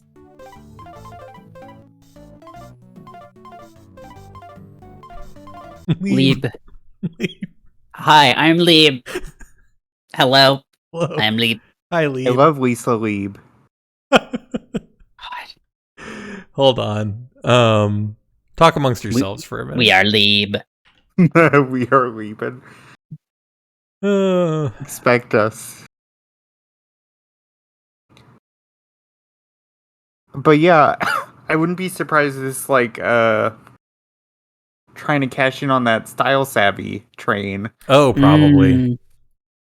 That was later than 2007. Those Wasn't were it? coming out before then, right? There, some of the earlier ones, there's some real wild fashions in them. I can verify this though. Mm. Second. Yeah, I mean, like there are still companies out there making plug and play systems. Mm-hmm. You know, they're not. Oh, I stand corrected. The first one released in 2008. Style savvy. Yeah, So this was ahead of the curve. ahead of the curve. So style savvy secretly a Ripped knockoff off of Hasbro Dream Life. Hasbro Dream Life starring Lieb. Starring Lee. Merritt, Sorry. here's one if you're interested. Street Fighter the movie, the game. The game For Sega Saturn. looks a little scuffed. Yeah, looks like it's been through a lot. It does look a little scuffed. They did set it directly onto the counter to take a picture of it. Yeah. How much is that going for? $20. Oh, Seems okay. high. It seems high for Street Fighter the movie, the game. Wait, y'all in chat like know about this, right? I don't know. I like have no sense of what people know about anymore. This was when they decided to make a game based on a movie based on a game, and they were like, "What if we made Street Fighter, but it was Mortal Kombat?" And Ernie Reyes Sr. was in it, and he plays Akuma, even though Akuma isn't in the movie. And there are like two versions of this game too. Like there's one that Capcom made, and then one that wasn't by Capcom. The one that wasn't made by Capcom was made by a company that had previously ripped off Mortal Kombat, with a game called Time Killers, I think. Oh, I remember Time Killers. Yeah. Oh, I love this low res grainy footage from the movie. Look, it's the power of the Sega Saturn. You've got full motion video here. There's action. I mean, honestly, there's sound. in the 90s, if a friend of mine rented this, I'd be like, Jesus Christ, this is incredible. Yeah. It's like watching TV. Look, there's Chun-Li. Your friend Raul Julia is here. Raul Julia's there with Sagat. Yeah, we saw Kylie Minogue earlier. Like Kylie Minogue is definitely in this movie. They decided to make it about the white American character instead of the Japanese characters who just aren't in this film, as far as I know. Ryu's in this movie. Oh, is he? Okay. Yeah, he does barely anything. There he is. Oh, yeah. I haven't seen it in so long. He even shoots a fireball, which is ridiculous. And that was supposed to be a Dragon Punch. There's Balrog. All your favorites are here. Balrog, E Honda, and Chun-Li are reporters in this movie. Huh. So Chun-Li isn't like a super secret agent caught for Interpol. No, she's an investigative journalist. Oh, okay. Well. And her team is E Honda and Balrog. Actually, maybe they are trying to take him down also or something. Movie battle and street battle? What is the... In the war, temporarily put an end to civil... Wait, skip ahead to some fighting. Yeah, this is what this game looks like. It looks like terrible Mortal Kombat with like overexposed... Yeah. And like low frame... Like, the animation just isn't there. Like, they cut out these out of some printer paper, is what it looks like. But, like, why... They already... They already had Street Fighter. They already had Street Fighter. Yeah. Street Fighter Why already did they do this? It's the same moves from Street Fighter, but worse now. Yeah, no, it's... but you can be Captain Sawada, I think his name is in this movie.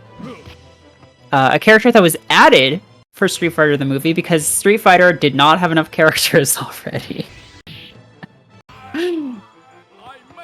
I will say though that this game added some stuff that became standard in Street Fighter later on. Yeah. Like I think there's some super move stuff and things like that they kept. But yeah, very strange kind of phenomenon. Bizarre. Colonel Guile, the payment deadline for the ransom is almost here. I'm Cammy. This is Cammy? That's Cammy. Yeah, that's Cammy. Kylie Minogue is Cammy. Blanca, instead of being like... Blanca's like a science experiment. Blanca's a science experiment to create a superhuman warrior. That's Ken, obviously. Yeah, with his short brown hair. With his short brown hair. Ken's famous short brown hair. He and Ryu don't get their outfits until like very late in the movie. It's one of those things. And they They start off as arms dealers. What? Cool. No, they're con men. They try to sell Sagat fake guns that turn out to be Nerf guns. Yeah, it's a whole thing. I need to actually watch the film at some point. There was a post going around on Tumblr way back in the day that was like, hey, actually, Street Fighter the movie is a cinematic masterpiece, but you have to watch it in black and white. And like with like a series of like genuinely striking shots that are like expertly framed in that film, but that you only notice when it's in black and white. And like, why would you ever watch that movie that way? Right. I wonder how many other movies are made. Chicken Hunter PC game.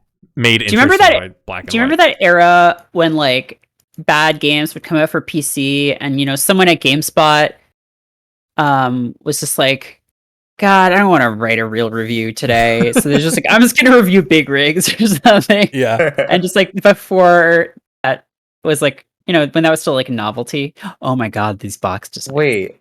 This box art is really good. Here's a copy of KC Munchkin for the Odyssey 2. KC Munchkin, that's a new one. That's it's definitely not Pac-Man. Yeah, this was back when video games had titles like bowling, baseball. Yeah, like all the Odyssey games, I feel like were just called things like that. Basketball. War of Nerves is pretty good. War of Nerves is great. I agree. Computer golf. Just so it's not real golf. Don't get confused. Computer golf. Do not hit the screen with a real golf club. Do not hit the screen with your Wii remote. Yeah, wait 40 years and then do it with the Wii remote.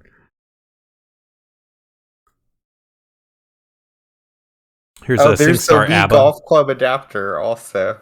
Oh yeah, speaking of. Oh my God. I love how many things were called like adapters for the Wii that were just pieces of plastic. Yeah, completely Shaped unnecessary. Like yeah. Here's another one of these more recent plug and plays. You'll see a bunch of these now. Time on there. Yeah. Yeah, all those games, I feel... was that Data East? Because I feel like all those games got bought up by companies that just make these things now. Yes. The Data East catalog is like $40 or something to license. I probably have the license to the Data East catalog and just don't realize it.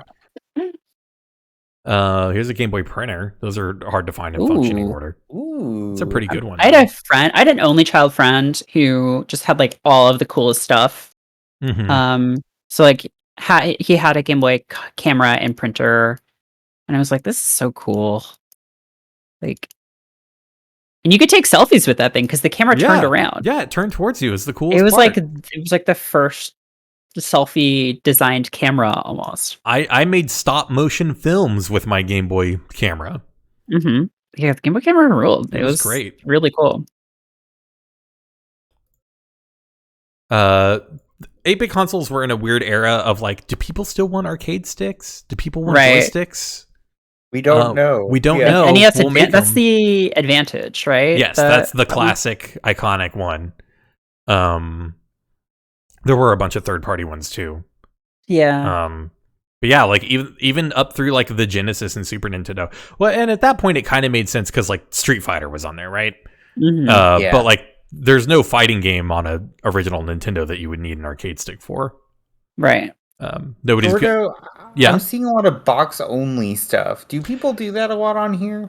I've seen that happens pretty consistently. I think what it's for is for people who are repurposing DVD shells for other things. So you'll get a lot of like bundles of like 40 video game boxes, and it's just the box. Depending on the game, that might be worth going to the trouble of selling on eBay for somebody who's trying to cobble together a complete copy of something. But for like Wii games and stuff, most of the time it's just right. Like maybe you're doing an art project or something. Like, I don't know. Yeah.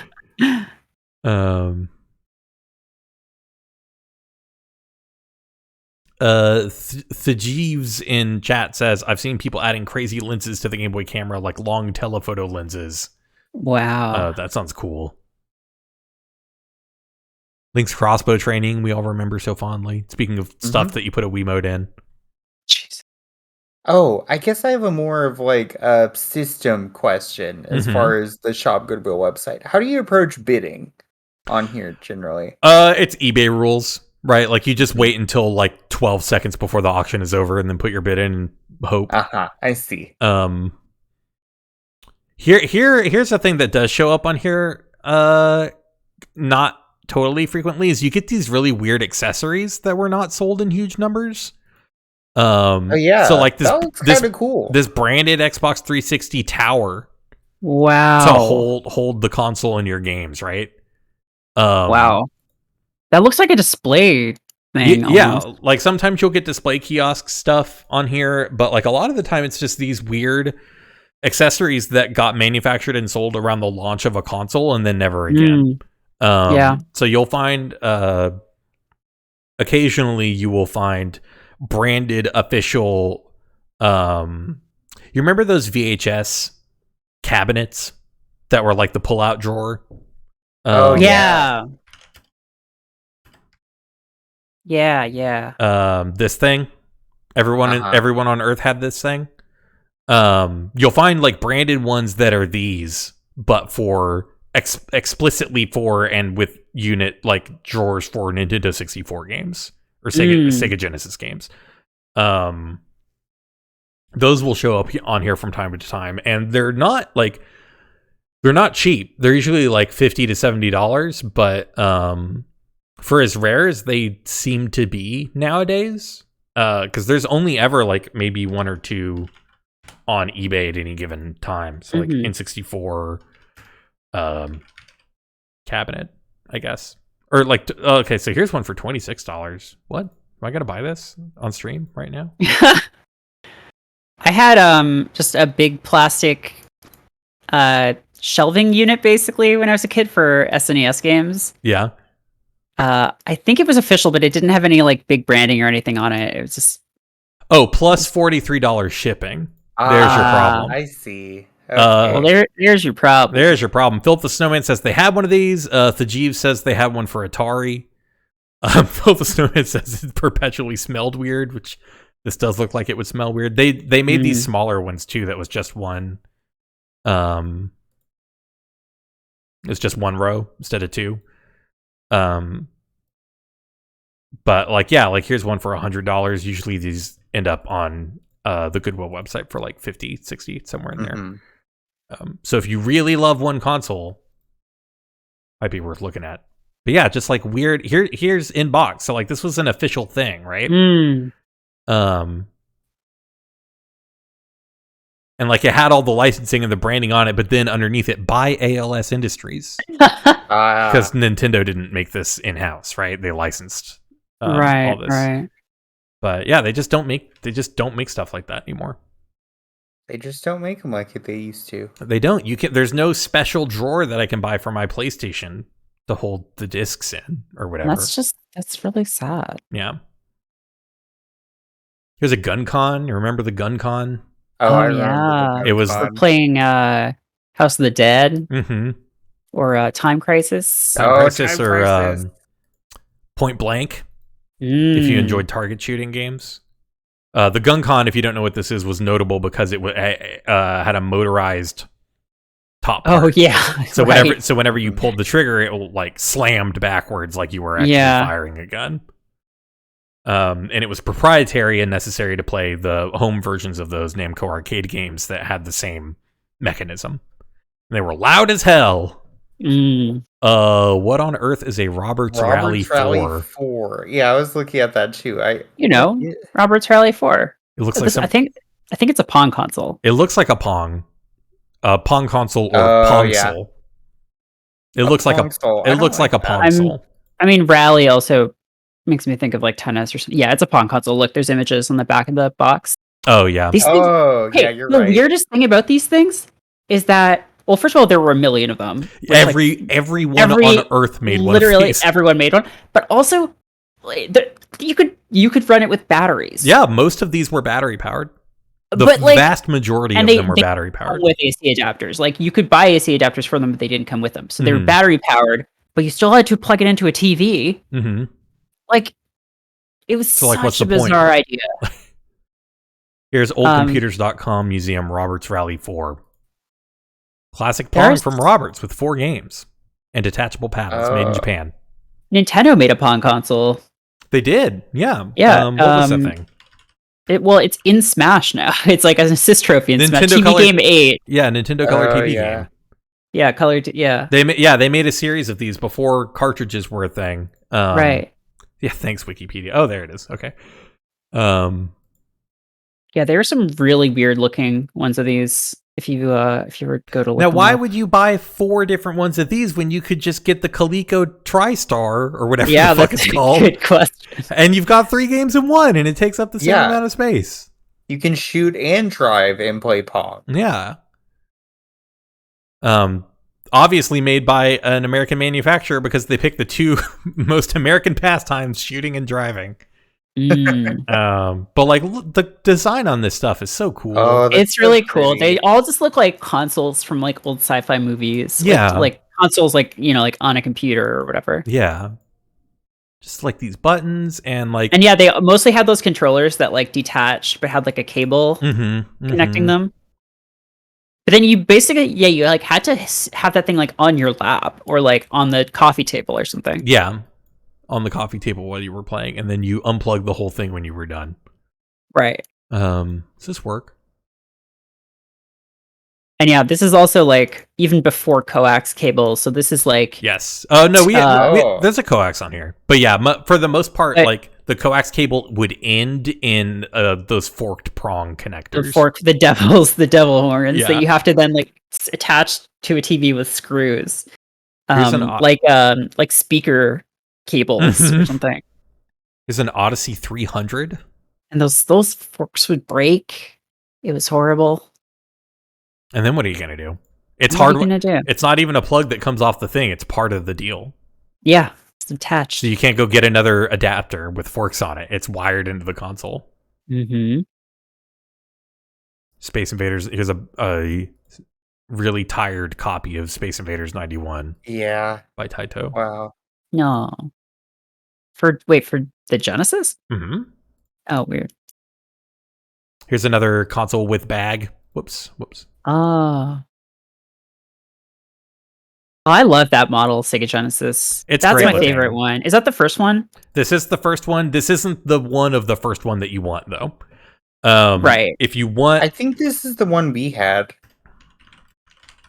If you are... Because they all have like differences in like sound chips and stuff, right? Right. If you are in the market for a Sega Genesis and you want a Model 1 version of a Sega Genesis, make sure that you get the one that says high definition graphics at the top. Sorry, there's a Lieb is in the way for my example. Make sure it says high definition graphics here at the top. Because sorry, is Lieb on the screen now too? Lieb, Lieb is there. I've added a couple friends since the last time you looked at it. Check. The one that says high definition graphics is the one that has the famous Yamaha sound chip in it. Oh, and the graphics in that are they referring to sound? Yeah, I don't know. I think it's just an unrelated marker. But in the later model revisions, they used a cheaper. It's still a Yamaha chip, if I remember right, but they used a cheaper chip, and it just doesn't sound quite as clean. So if it just says 16-bit, you can pass on it. But if it says 16-bit and high definition graphics, now by clean, do you mean more Genesis, or because like what's going to give me maximum like wow? That this chip is. It's going to be the most Genesis-y that it can get because so good. Because at the time, Yamaha had produced what was the go-to synthesizer used by like Yes and Genesis and other like synthy prog rock bands of the time. The Yamaha DX7, which is this guy. And the sound chip that's in the high definition graphics Genesis is the same chip that powers the DX7. It doesn't have quite as many like concurrent channels, I think is the thing. It's slightly different in some way, but the brain of that thing and the brain of this thing are basically the same chip. And so it sounds really incredible. And it was also very expensive. And so as model revisions went on, they looked for ways to make them cheaper, as is often the case. And one of the ways that they did that was swapping out a different Yamaha chip that didn't have quite the same oomph to it. Quality. Yeah. Let me see if I can find a Genesis sound chip comparison video, because the difference is actually pretty stark. Oh, here we go. Wasn't that first one what you want? Yeah, I think so. It does seem like it. So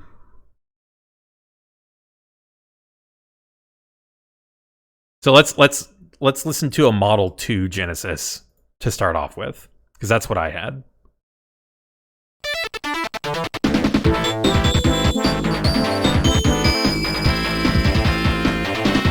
Okay, not bad. So yeah, it sounds like a Genesis, right? Here's a Model.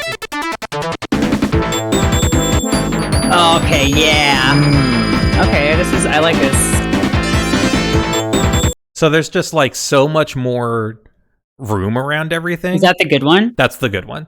Or I'm assuming this is a good one, because even yes, the high definition Model 1, it says. Like, oh my god. Like it's less it's less compressed, it's less data-y. Everything has plenty of air around it. And like the Model 2 and Model 3 ones don't sound bad. Like this still sounds like a Sega Genesis. Sure. But it's just grainier. Yeah. You know? It sounds clipped in some way. Yeah, exactly. And I have no idea what a Model 3 sounds like. Pretty similar to it sounds mono too. Is what it sounds like. Yeah. So yeah, if you're in the market for a Sega Genesis, get the one with the good sound chip. If you're in the market for a Genesis 1, that is. Like, buy the one that you think looks cool, and then get the good version of that one later. Oh, hey, speaking of. What are the odds? Maybe this isn't as rare as I thought it was.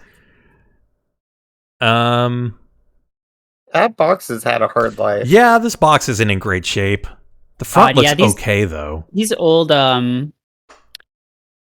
like DOS style boxes where like the top came off, like the whole front. Instead of opening at the top, it's just like the front. It's a game, like it's a board game. Yeah, exactly. Yeah. IBM Tandy and 100% compatibles. At the A prompt, type MM. Oh my god.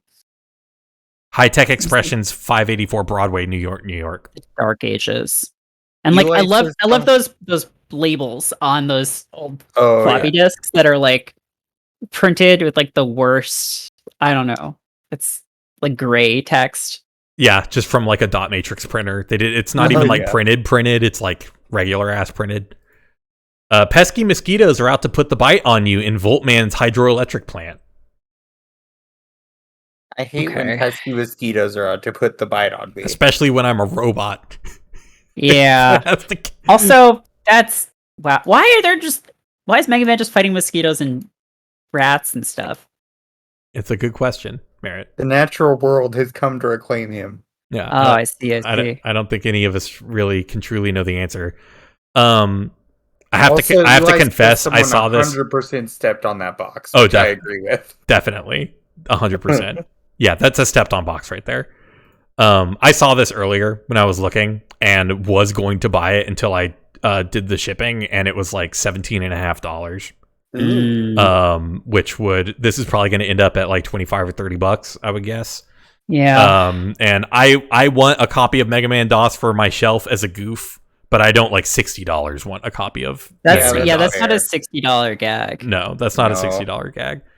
I do like the idea of having a shelf that is just bad games eventually. Mega Man. Can you go back to the last page? Mm-hmm. What is the Time Stories Estrella Drive video game expansion? This I looked into also. This is some kind of point and click adventure game.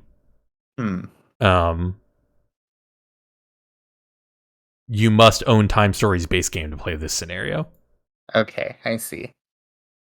I thought it was porn because it says mature audience only. Yeah, me and so I was too. like, hey, wait a minute. But no, they're not selling. I have never seen pornography of any sort on the Goodwill website.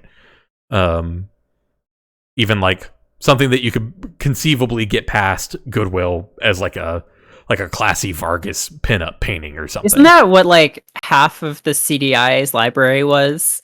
Was there porn on the CDI? Just that makes porn. You might be thinking of the PCFX. No.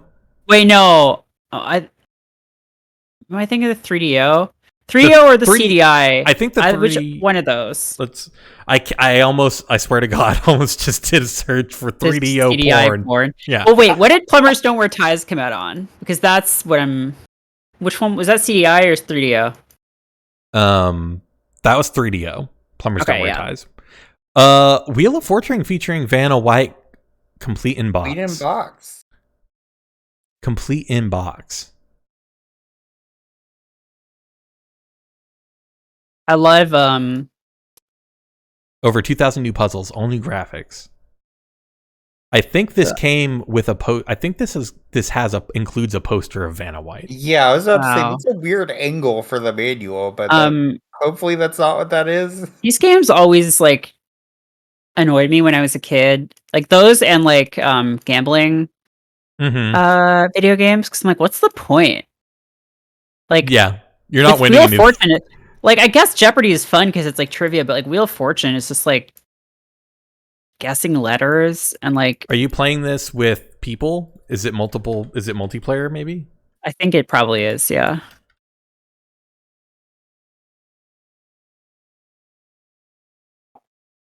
Okay, yeah, Rembro says there's a whole guide to the porn of 3DO. Yeah, there's just tons and tons of it on there. Wait, did you hear that?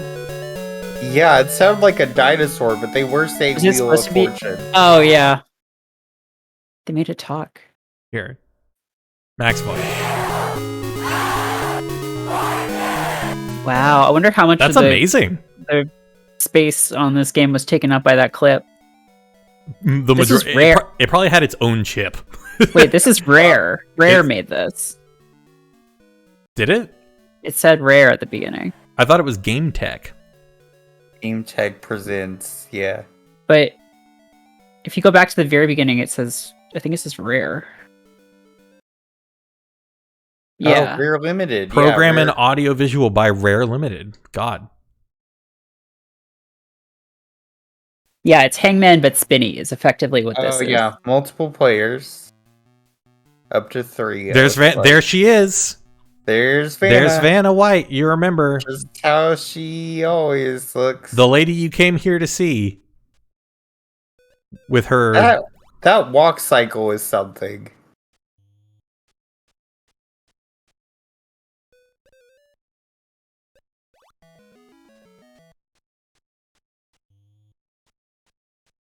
Mm.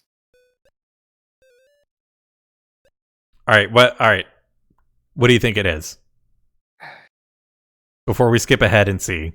Something Tide. The Dark Side. No, wait. The Rising Tide is the. I don't know what the last word is. Chat, what do you think? Chat, you got any ideas?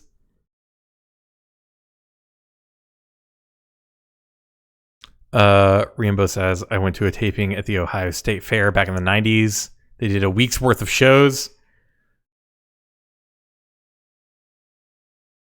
Yeah, they always like, and that was how like Nickelodeon game shows were too. They filmed like 8 episodes of Legends of the Hidden Temple in a single day or something. Mm-hmm. If you were on it, did you just bring a lot of different shirts? Like, what was the plan there, or did they just rearrange you in between episodes? Well, they had the game running. You weren't on concurrent episodes for the for the Nickelodeon stuff, and for stuff like Jeopardy, where you would like do more than one in a day. I do think they have you go change clothes. We're gonna find out what this is.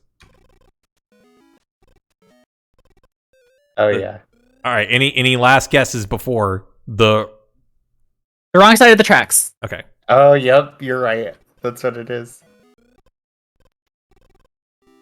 Congratulations, Merritt.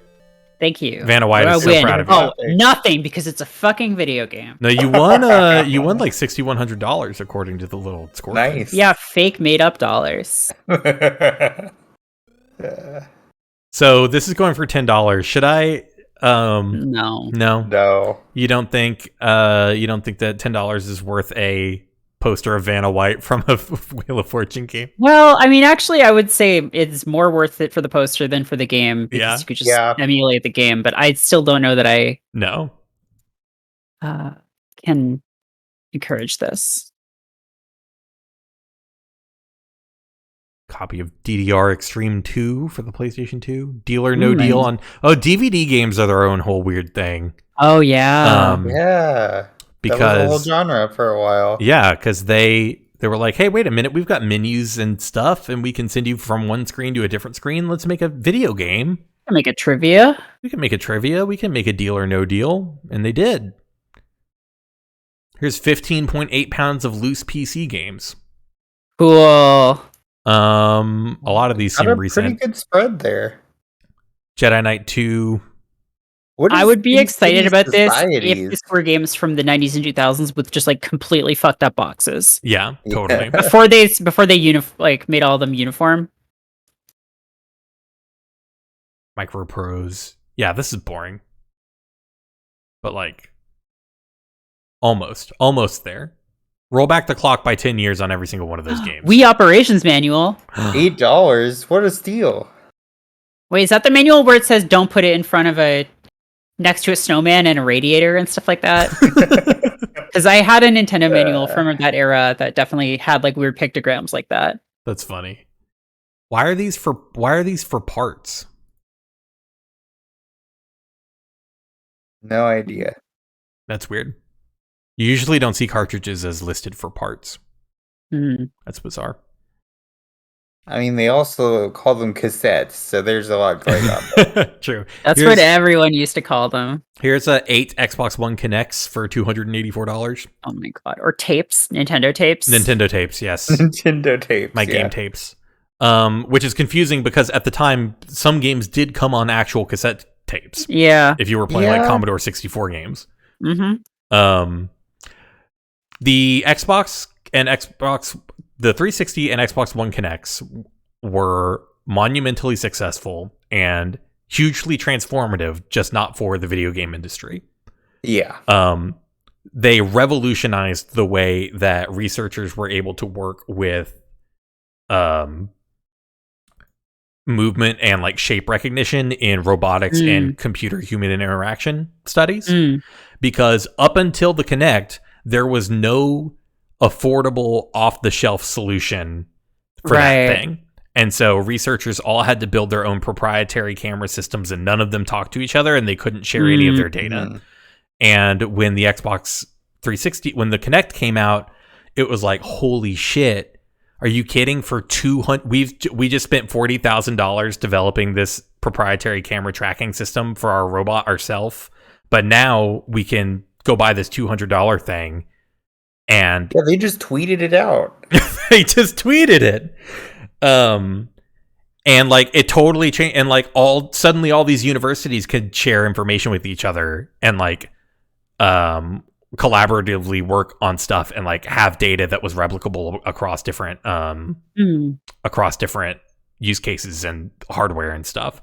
And it was all because of the Kinect, which was an enormous failure in the video game space, but like made like genuinely what would have taken 30 years worth of progress otherwise happened in like a decade. I had no idea about that. Yeah. I had heard of it, but no idea of the scope of it, I guess. It was a huge thing. I learned about all this because I used to date a roboticist, and they had like 15 Kinects. Gonch is back with tier 1 sub at 9 months. Speaking of babies, it says, honey, it's time for my monthly validation. Well, I love you, Ganja. Ganja, we love you. You're extremely valid. Thank you for being here, and thank you for subscribing for 9 months. Your football opinions are questionable, but subscribing to Fanbyte is so valid. Subscribing to us is extremely valid. But yeah, people Sometimes like more valid things you can do. people like to shit on the Kinect, but it made a huge impact on the world. Just not the one that it was intended or marketed for. Yeah, such is the way, huh? Yeah, but they had like 15 Kinects in their lab, and were like constantly using them for all sorts of stuff.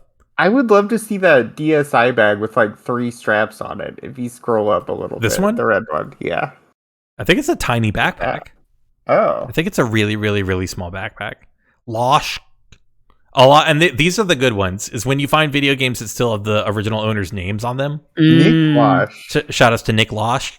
Shout outs to Nick Losh. Wait, how is this spelled? Losch. Oh, I was gonna say maybe it was Nick Lachey, but it got erased. Nick Lachey's Nintendo DS. Wow. It's like the modern Seinfeld equivalent of John Voight's car. Yeah, no, I got Nick Lachey's DSi. Yeah. God, the DSi was such a weird half step. It was, because like they cut part of the cost saving on that thing was that they got rid of the GBA slot. Yep. And like it had 2 cameras on it. Yeah. Had a front facing and back facing camera. There were some games that tried to emulate 3D effects by tracking your face and oh yeah, I forgot like about moving the screen depending on where you were. Mm-hmm. And other than that, it was just like there was not really a lot of reason. Oh, it also had the DSi store, which I don't think the DS Lite had a store. Oh right, yeah. No, so that was definitely a big thing. Yeah. Somewhere in my girl's generation screenshot or wallpaper folder. Is this it? Yeah, here's they did some promo for the DSi. Oh nice.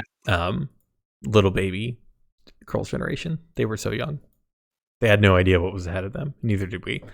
How long have we been going for? Like 2 hours and 20 minutes? 2 hours. I think we can wrap this up. 2 hours, yeah, I think 21 minutes, baby. I think we can probably wrap this up. Yeah, so nothing tremendously exciting on here tonight. Oh wait, here's a PlayStation. We learned a lot. This here's a PlayStation from a murder scene.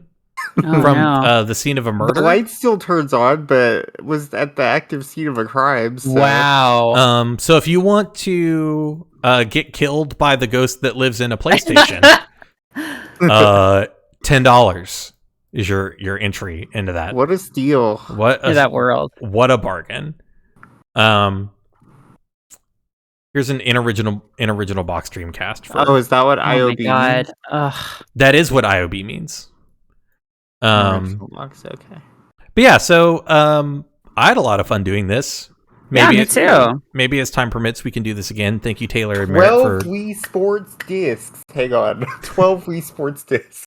Yeah, why is this going for $71 on the 12th day of Christmas? Oh, there's also Wii Sports Resort. That's worth $70 alone. Yeah. So yeah, kind of a boring night on Shop Goodwill, but I felt like a fun springboard to talk about some cool stuff. Yeah. I learned a lot, Jordo. Thank you for doing this. Edutainment. Well, you're very welcome. I'm glad that everybody enjoyed it. I hope here's that 3DO again. It's already gone up by about $100 in price since the last time we saw it. But yeah, I hope y'all had fun. Chat, thanks for being here. I hope you enjoyed yourself. Thank you everybody for hanging out. Thank you for all the new follows. Thank you for the new subscriptions and the resubs. That's gonna do it for us. And come back tomorrow night for Wednesday night fights. It's they're gonna be looking at Gold Lewis Dickinson, who's Coffin Boy himself. Excited. The newest Guilty Gear Strive character, which is probably what I'm gonna do after I eat dinner, is go check out Gold Lewis Dickinson myself.